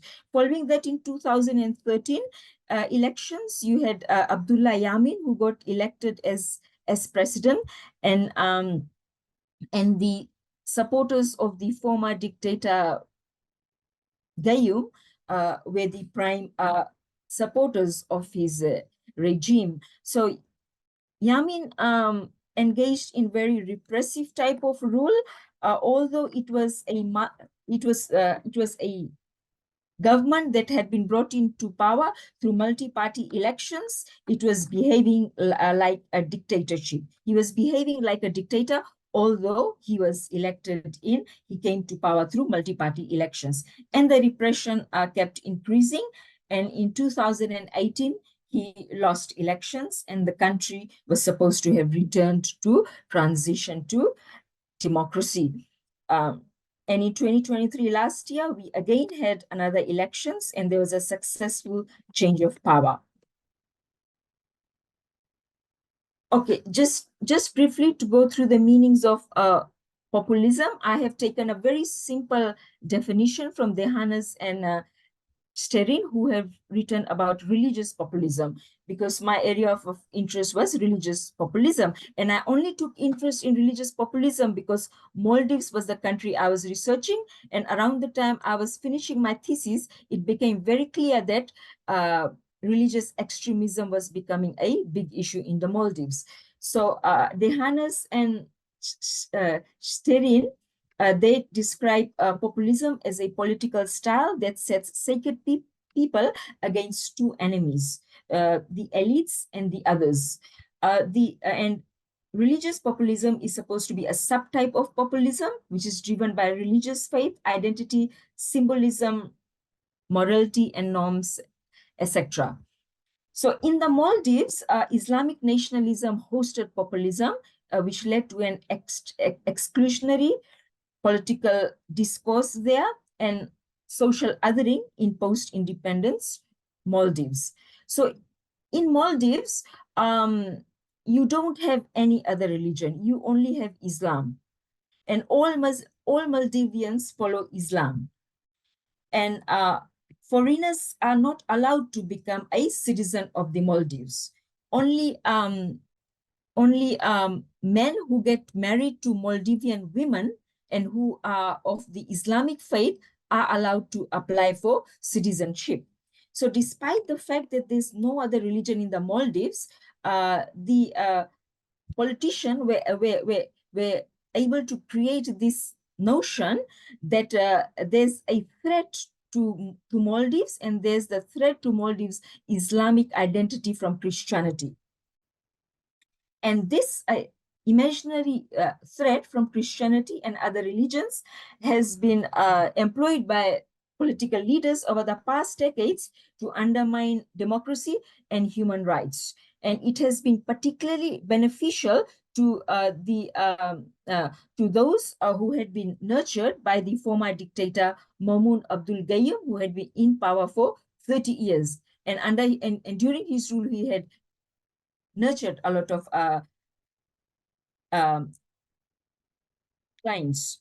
So according to the UN General Assembly report published in 2018, nationalist populism leads to exclusionary practices that discriminate based on nationality and religion, as well as gender and sexual preference. And for this reason, it violates human rights. Islamic nationalism, exploited by politicians, exacerbated such exclusionary practices in the Maldives. So the first post-independence president was Ibrahim Nazir. He was of monarchical descent. He was the country's independence hero. So there's no evidence that Nazir engaged in religious populism. The kind of populism that Nazir engaged in is nationalism. He was able to invoke feelings of nationalism amongst the people, and was able to use it to drive to push the Great Britain to grant them independence. So for this, Nazir invoked the central feature of populism. He focused on the people, the feelings of the people. So populism delves a lot. Populist politicians rely a lot on inflaming the feelings of people. And in this case, he was invoked the feelings of people by making them feel that they had been betrayed, they had been wronged or left vulnerable. It came after two key events. When the Gun Island in the Adu Atoll, it was leased to Great Britain for use by its Royal Air Force during World War II. And the signing of this lease agreement had not been done in a transparent way. And therefore, Nazir was able to use this incident to galvanize anti-British sentiment. And there was also a secessionist movement to make Adu Atoll a separate estate. And what Great Britain did, they had initially provided support to the leader of the movement, and secretly, without knowledge of Maldives leaders, they shipped the leader of the movement away to Seychelles. And this was also portrayed as a betrayal, to the Maldivian people. And through these key incidents, he was able to galvanize people's emotions, and was able to push the Great Britain to grant them a full independence. As you can see, there's a picture of women and children there. Why I left it there? Because at that time, Maldives was practicing a liberal type of Islam. That means women were not covered from head to foot. You did not find women generally wearing head coverings. But in recent years, due to the rise of Islamic nationalism, there has been a reversal in rights for women, and now in the islands, many women feel obliged or pressured to cover themselves, either by head coverings or wearing the full niqab, a black garment covering from head to foot. So Mahmoud Abdul Gayoom took over from President Nazir in 1978. He won elections. So why it is so important to highlight Mahmoud Abdul Gayoom is because he was the leader who introduced political Islam in the Maldives. He was the one who set Maldives up for Islamic nationalism. So Mahmoud Abdul Gayoom was not of monarchical descent. However, his family came from a noble lineage. He was a renowned scholar of Islam. He had studied at the Al-Azhar University in Egypt. So Al-Azhar University in Egypt is important to highlight because at that time, Gayoom was there. The British invaded the Suez Canal. And this had a big impact on Gayoom because he saw that the Western democratic powers were victimizing Muslim countries for no reason, for no reason at all. When Gayoom returned to the Maldives, he was teaching Islam as well. He was a renowned religious scholar, and he also knew Arabic calligraphy, and he was invited to write on buildings, etc. And there are national landmarks in Maldives that display his writings on their walls.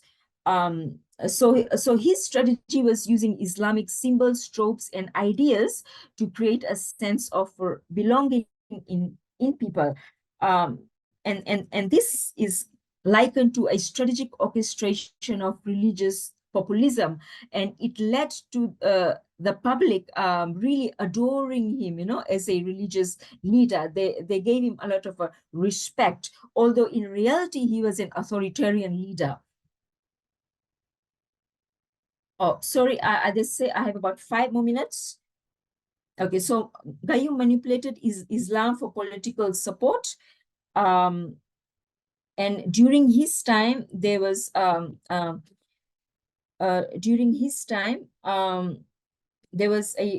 regression in rights. I'm trying to go to the next slide. Try.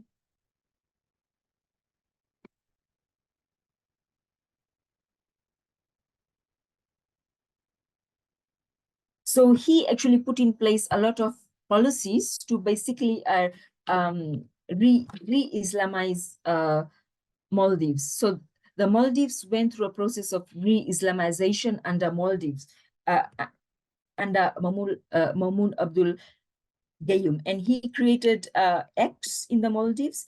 Islam was proclaimed the official religion in the 97 Maldives Constitution. He created the 1994 Protection of Religious Unity Act. Youths were sent to study Islam in various countries, and people were expected to overtly display loyalty to Islam. And he also began this trend of differentiation between true followers of Islam and the enemy. The enemy were those who were very liberal, who were not true followers of Islam, and who tended to engage in activities that were aligned to Western values. So this promoted religious intolerance in the Maldives by instilling Islamic fundamentalist values. So combined with that, Maumoon Abdul Gayoom was also a very charming sort of leader. He launched a populist charm offensive, so that although he was a brutal dictator where many people were being tortured and put in jail, all his opponents were put in jail without charge, for example. Even the President Nasheed himself had been jailed and tortured under Maumoon Abdul Gayoom. He tried to pretend that Maldives had democratized under his rule already, although no political parties were allowed to exist in the Maldives, and only he, one person, stood for elections. But during his reign, Maldives had a non-aligned policy and an India first policy. And because he was an authoritarian ruler during his time, he was able to amass more power into himself, so that many decisions, a wide range of decisions, required his personal approval. So Maldives finally had its first democratic elections in 2008. For this, the Maldives Democratic Party had to form a coalition with parties supporting Islamic fundamentalism. However, when President Nasheed tried to prosecute corruption, etc., he ran into trouble because the judiciary was stacked with supporters of the former dictator. And they used religion, they used Islam to incite volatile and violent protest against Nasheed. And at the height of these protests, there was a mutiny by armed forces. The armed forces, which was the police and the army, were stacked by loyalist supporters of the former president. And Nasheed was forced to resign in February 2012. Apart from these religious fundamentalists, democratization was also hampered by natural disasters, which was the 2004 tsunami. There were also problems faced due to impacts of the 2008 financial crisis, and also rise of Islamic extremism after the 9/11 Twin Tower bombing in the United States. Following the forced resignation of Nasheed, Abdullah Yamin won the next election. He was Gayoom's half-brother. He was an electoral autocrat. So Yamin abandoned Maldives' India first policy. He forged closer ties with China and with authoritarian states. He also forged much closer ties with Saudi Arabia and other regimes known as having authoritarian features. So Yamin as well engaged in religious populism. The variant has been described by Gunasekara as a blood and faith nationalism, which is based on race or religion, whereby foreigners are blamed for a nation's economic problems and for adulterating their culture. So Yamin's party had campaigned on Islamic nationalism rhetoric. During his reign, there was a rise of Wahhabism and other fundamentalist groups. They were able to establish themselves more widely in the Maldives. So his political party, PPM, they promoted this rhetoric that they were a defender of Islam in the Maldives, whereas they portrayed the Maldives Democratic Party, the party of the ousted President Nasheed, as an enemy of Islam. There was brutal repression under Yamin. He also undermined patron-client relations and murders of non-conformists. So these were liberal thinkers. They had been targeted by Islamic extremist groups, and their murders remained unpunished and unprosecuted under Yamin. So under Yamin's rule, there were two main characteristics of populism could be seen at play. That's anti-pluralism and illiberalism. And these two characteristics of populism could be seen to aid the process of gradually breaking down democracy in the Maldives. So Yamin but lost the 2018 elections, which were won by Ibrahim Mohammed Soli. Soli was a joint candidate fielded by major political parties in the 2018 elections. This was because all other leading opposition candidates were either jailed under Yamin or they were facing prosecution at the time of the 2018 elections. So Soli won on these grounds. He had campaigned to fight corruption and dictatorship and return to justice for the Maldives, which means clean up the judiciary. You have an independent judiciary in the Maldives. First thing he did was he renewed ties with India, and this provided more fodder to fundamentalist politicians, because by the time the BJP party was in power, who was seen as following fundamentalist Hinduism.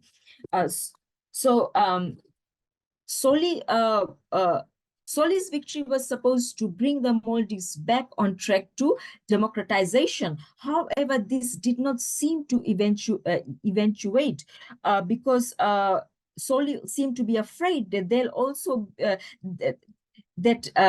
government also will be forced to resign by the fundamentalist Islamic supporters. So Soli placed a lot of emphasis on trying to show that he was truly committed to Islam, and he went to great lengths to assure the population that Islam will remain in the Maldives. Their government was totally committed to Islam to try and prevent a coup. So this shows depicts the populist characteristic of reaction to a deep crisis. So President Soli pledged to uphold the doctrines of Islam in his presidential oath. So and besides, to be a member of the Maldives legislature, you have to be a follower of Islam anyway.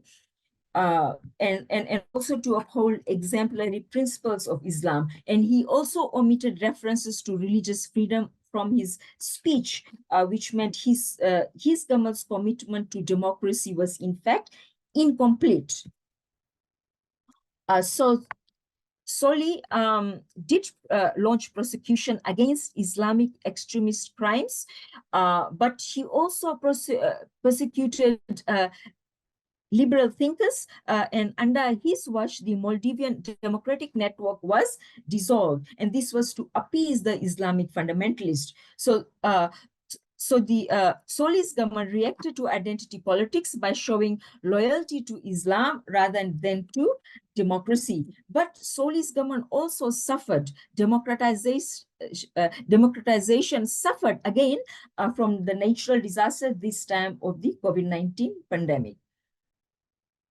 Okay, so and also they continue to face threats from Islamic extremists, and the former president Nasheed was civil injured in a bomb blast on 6 May 2021, and this was traced to a terror attack by Islamist extremists. So Soli lost the 2023 presidential elections to the People's National Congress, who had campaigned in the elections on an India out campaign, because they likened the MGP's support for India as anti-Islamic. And Soli has been described as a weak and indecisive leader by senior Maldivian officials, which probably led to his downfall. Okay, so in the last slide, I'm trying to bring the last slide on. It's just a few points about Mohammed Muizzu, who came into power after winning the 2023 elections. So as soon as he came into power, he asked India to remove their troops in the Maldives. So India actually does not have a huge amount of troops in the Maldives. They only have a few personnel who operate the helicopter, which is mostly for medical aid. But in recent weeks, Muizzu has toned down his demands, and he suspended 4 assistant ministers from his cabinet after they made fun of Modi, the Indian Prime Minister. So this shows that after winning elections, Muizzu does not want to lose the preferential treatment and the huge amount of aid that they receive from the Maldives. And also the biggest number of tourists still come from the Maldives. So just a few days ago, one 14-year-old boy lost his life because Muizzu, according to a news article, did not approve the use of the Indian helicopter to transfer him for medical attention. And now there's some protest in the Maldives that Muizzu needs to rethink his India Out campaign. So we have yet to see how far, if really an authoritarian reversal will fully occur in the Maldives, or it will just be some mild features. Thank you.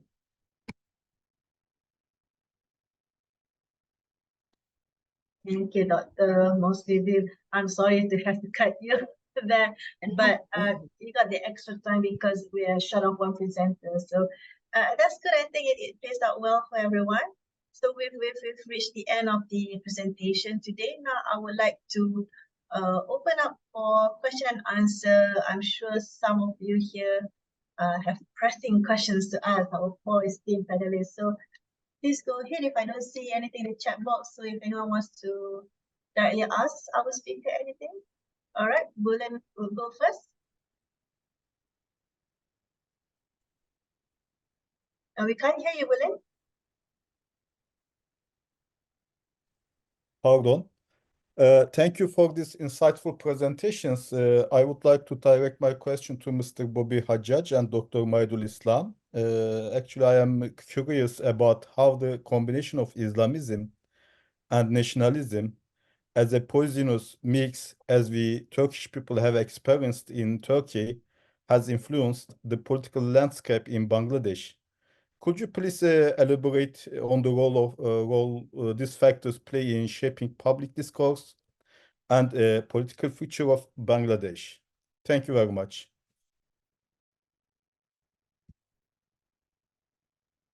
Maybe we can have Dr. Bobby to answer first. Okay, Dr. Maidul, all right, go ahead. No, that's fine. I think Bobby should answer first because he was also the first panelist. My sincere apologies. I missed the first part of the question. Keynes, if you could repeat. You know, you also actually you summarized a bit. I'm talking about this poisonous mix of this political Islam and nationalism, Bengali nationalism. How could it affect the future of Bangladesh, its political class and the society? There is how the two worlds meet? Is that sort of the question, Bulund? Yeah, you know that we experienced in Turkey a kind of political Islamism merged with nationalism, ultra-nationalism, and it created a kind of poisonous political mix.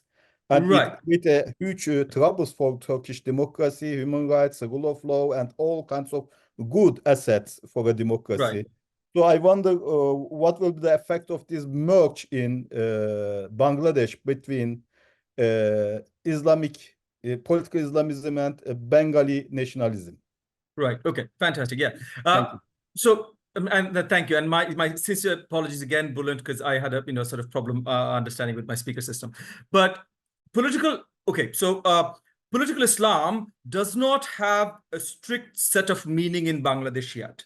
Again, obviously, the political Islam is fluid everywhere. And it is a Western defined phenomenon. So again, it is the perception of the West that creates political Islam in any different place.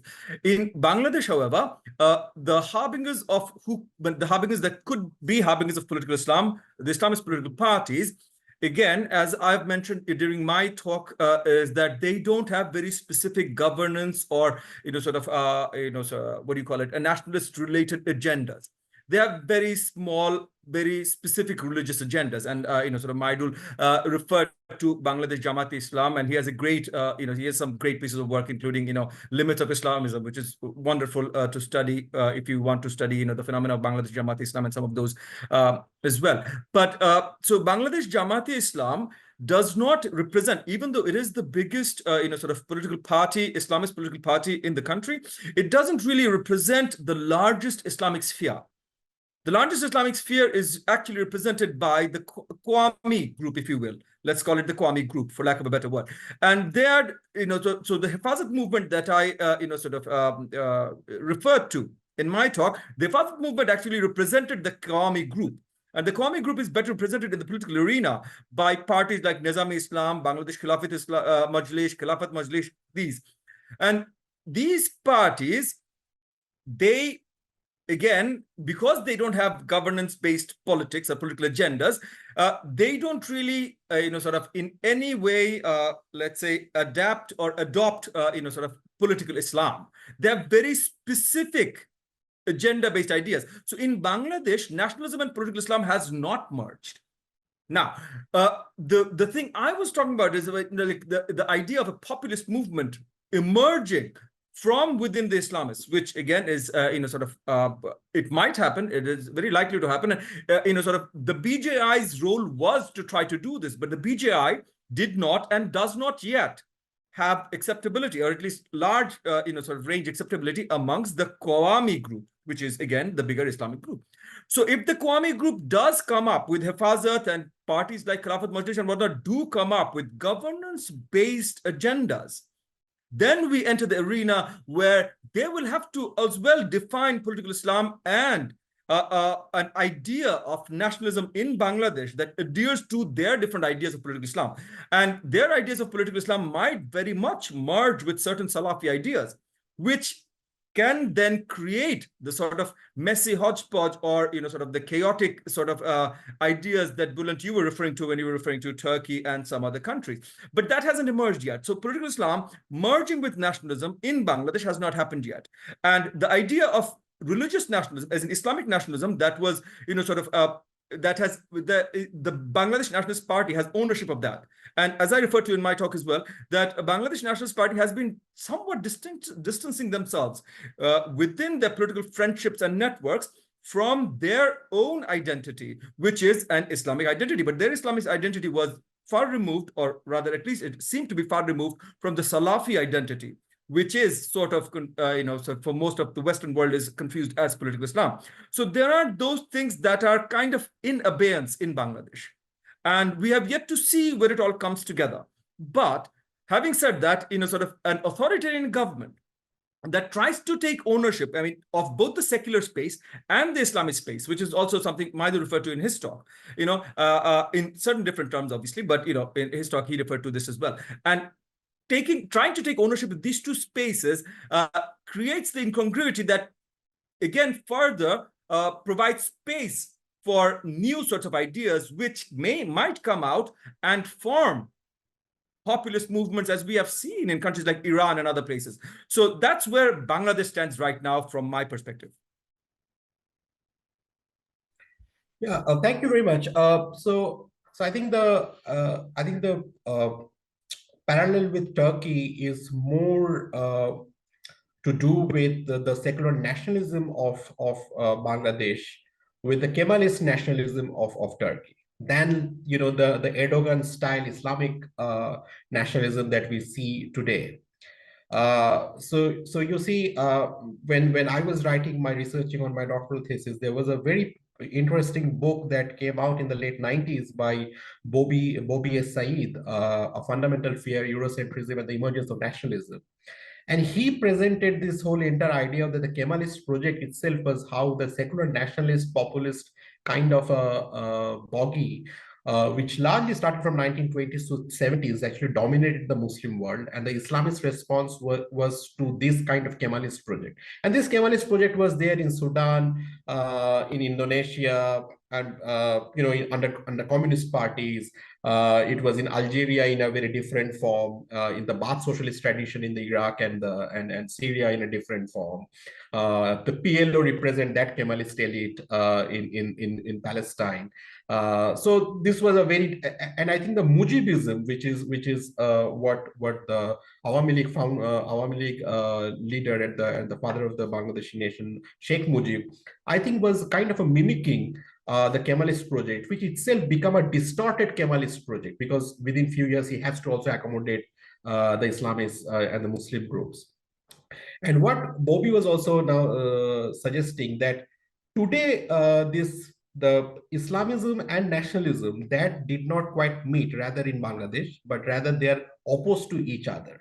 Now we have to see whether if the Islamists sometimes in the long run can become a potential force to articulate a voice where Islamism and nationalism can potentially become a kind of a mobilization or strategy of mobilization where they could actually galvanize significant sections of people against an authoritarian regime of the secular nationalism of Awami League. But it's interesting that the Awami League, which is in power today, is somehow not imposing an authoritarianism like Sheikh Mujib did in the 1970s, because Mujib had this introduced this Bakshal, which is a one dominant party system. Now, in paper today, it's still multi-party, because there are multi-party, but actually it's on one dominant party system. So the unfinished project of Mujib is now being carried forward by the Hasina government, and where the Islamists are being cornered.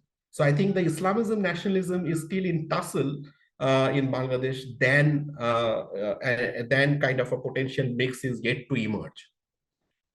Thank you very much. It is so enlightening. Thank you to both of you. So there's one more question.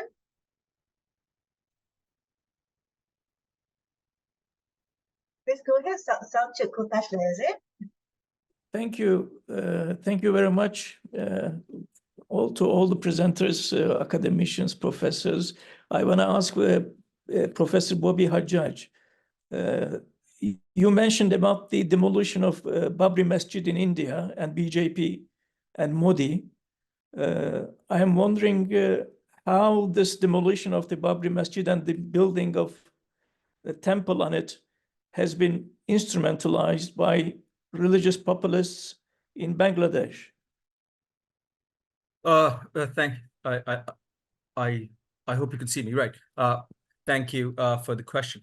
It has, well, the religious populists in Bangladesh, before they came to use it, the Babri Masjid became the most important issue, if you will, in religious dynamics in Bangladesh, India, Pakistan, when it first happened in India. I mean, sort of kind of the BJP coming into prominence was very directly connected into national prominence as a political party, was directly related to the Babri Masjid issue. So the Babri Masjid issue in Bangladesh became a very sensitive issue from that point onwards. And in recent times, the BJP government and its blatant attack, or as has been perceived as blatant attacks on Islam and blatant attacks on Muslim communities. Again, perception is reality. The perception of blatant attacks against Muslim communities has had severe impact in Bangladesh. And as I referred to in my talk as well, one of the bigger movements, popular movements in recent times was the anti-Modi movement in Bangladesh, which saw, the incarceration of hundreds, if not thousands, of sort of Islamist political activists, and there were, I mean, basically apart from one or two Islamist parties, there were no Islamic parties of count that didn't have activists imprisoned and sort of or one way or another going through some sort of government repression. So that has an impact on how Islamic passion rises in Bangladesh, just like Palestine does, especially under current circumstances. So yeah, anything that happens in India that's related, and Babri Masjid being the first sparking issue, has a huge impact in Bangladesh. So right now, the celebration of sort of Hindu temple on the grounds of the Babri Masjid, it's not been weaponized yet, as sort of the original demolition of the mosque was weaponized. That has not been the creation of the Hindu temple has not been weaponized yet, but that doesn't mean it can't be. And yes, it is already sort of if you will stoking the fire of Islamic, or at least a religious passion in this country. So that's more to be seen where this takes us, if that answers your question. Thank you. Thanks very much. You're welcome.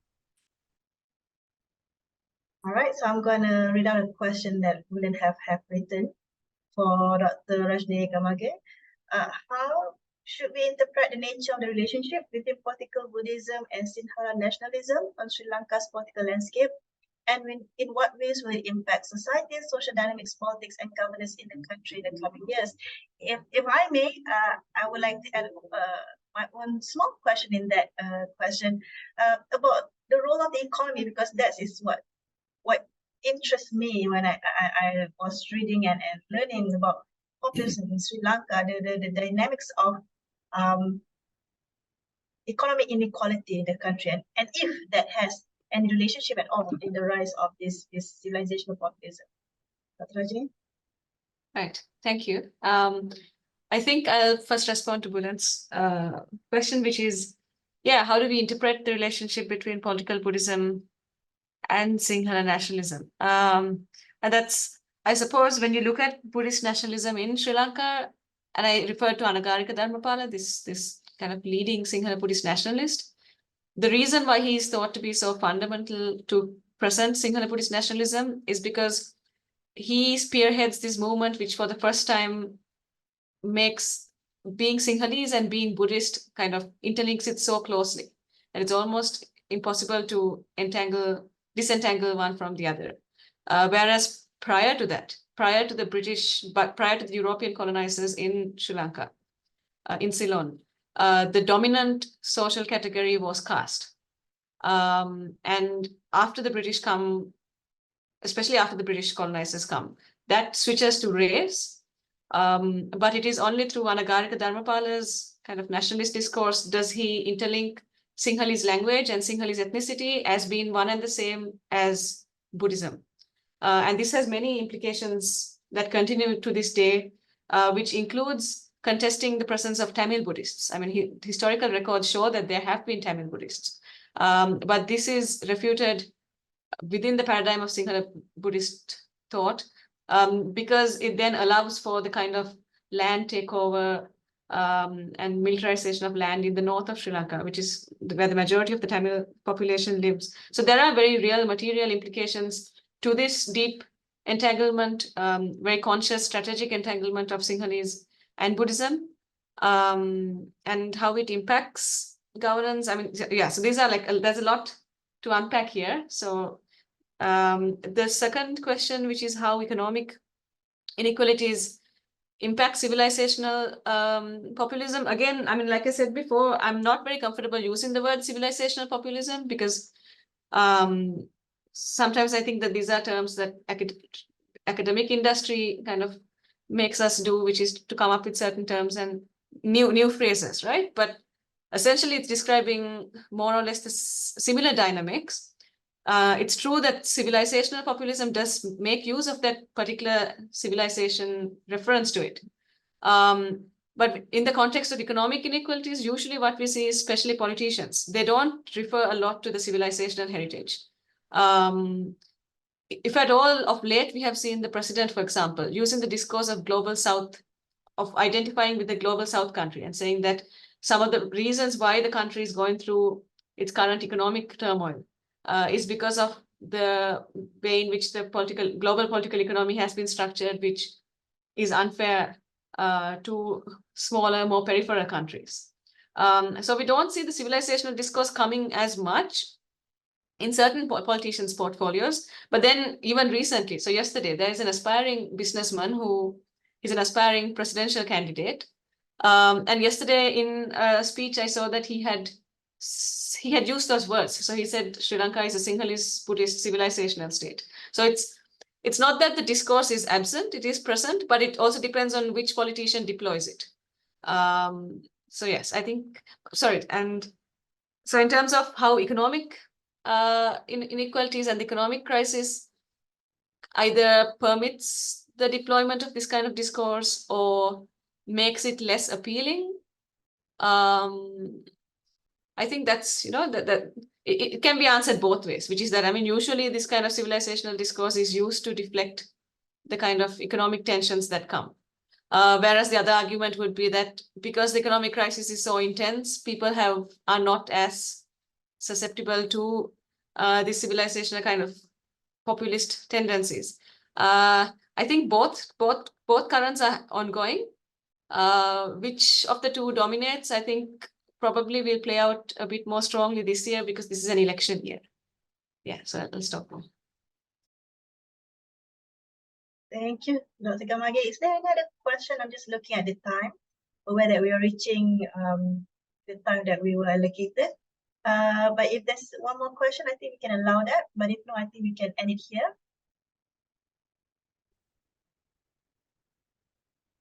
Oh, Willem has one more question. Go ahead. Yeah, if there is nobody to ask question, I have a wonder to ask to Mosmi Bihim, Dr. Mosmi Bihim. I wonder about, actually we know that Maldives are a land of sun, sand, and sea, and tourist attraction. But when we learned about this authoritarianism, Islamism, and anti-democratic doings of some leaders in the country, how all these affect tourism sector as the basic source of income for the country? Okay, so tourism is now one of their main sources of income. So when COVID-19 occurred and the borders shut down, Maldives started to run into very big problems, which is why when Soli won the elections and he had reinstated the country's India First policy, it was so important for their economic recovery because India really prioritized assisting Maldives. They sent vaccines to them, they sent all sorts of aid to them. And also the biggest number of tourists, even before COVID became finished, the biggest number of tourists from India started to visit Maldives. So what Gayum did actually, in my paper, the last paper I wrote on Maldives, it is about to come out this year. And in there, I had looked at the Ulema State Alliance.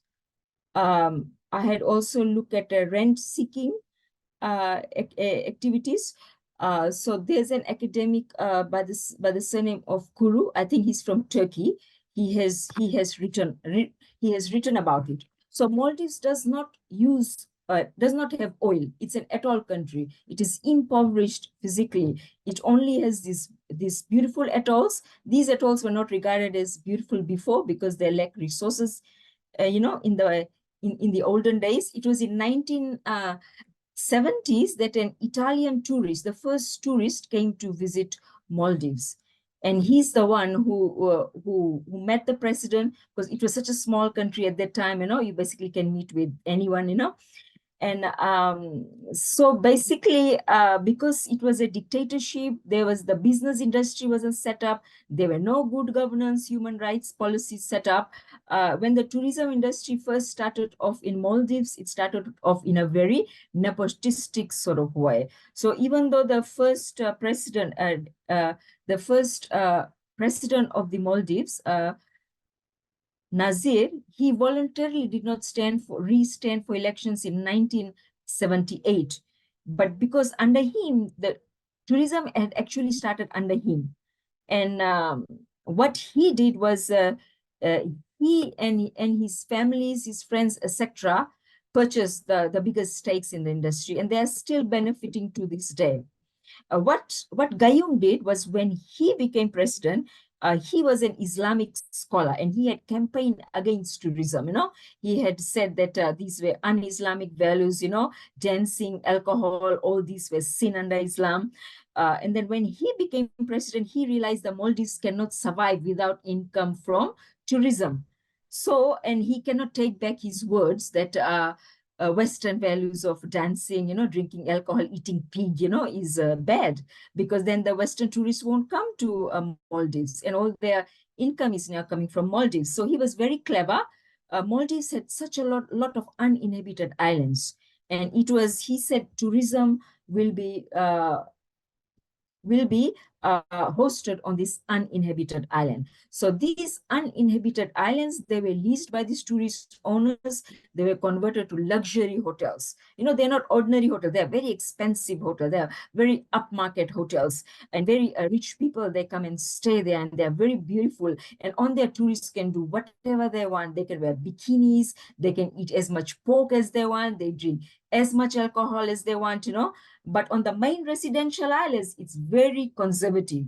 No pork, no alcohol, no nightclubs, definitely no bikinis, So, yes. So that's how they are able to reap the benefits of from both, He was able to reap the benefits of his political Islam by portraying himself as a savior of Islam and get all those votes, and also still get all this high amount of income from the tourist industry, because tourists were on separate islands. They can do whatever they want on those islands, Yes, yeah. I hope that explains in a brief way. Yeah, thank you. Yes. Okay, thank you. I think we can conclude our discussion today. I think it's fair. All right. So I think that's it. I'll end our panel today by saying a huge thank you to all the panelists.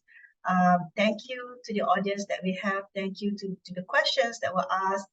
I think we've uncovered that we are facing these complex issues of populism and authoritarianism in these three countries we're interested in today: Bangladesh, Sri Lanka, and the Maldives. Of course, we should continue this discussion outside of this panel. And I think more than just discussing the problems that we are facing today, we should also think about how to move forward, right? How to become a more inclusive and tolerant society, especially pertaining to these three countries today. So with that, I say thank you again, and hope everyone have a One second, Dr. Shukri. Sorry to cut you off. All right, so I'll pass back to the ECPS team then. So Neil, please take away. Hi everyone. First of all, yes, I'd like to reiterate Dr. Shukri's comments, good word to use, for participations and the comments made by the panelists. I do have one quick intervention. First of all, that we do have a YouTube channel where we have all of these videos stored. So when you have time, please go over to our YouTube. It's, I think, ECPS. You can just put the full name in and take right to the YouTube page. We have all of these stored, as well as other videos, other interviews stored there. They are a really good source for academic inclusion. So please go follow, subscribe, and share with your communities. I also do need to inform you of an upcoming panel on the 29th of February. So please mark it down on your calendars. We will be looking at the various phases of populism, authoritarianism, and nationalist trends in Japan, Taiwan, and Hong Kong as we, begin to continue to broaden our understanding of populism. So thank you again, dear attendees, colleagues, familiar faces, and friends. That's all from ECPS. Have a great day. Stay warm if you're in like a winterish region. If you're not, enjoy the heat. Yeah, I hope you all have a lovely weekend and a lovely day.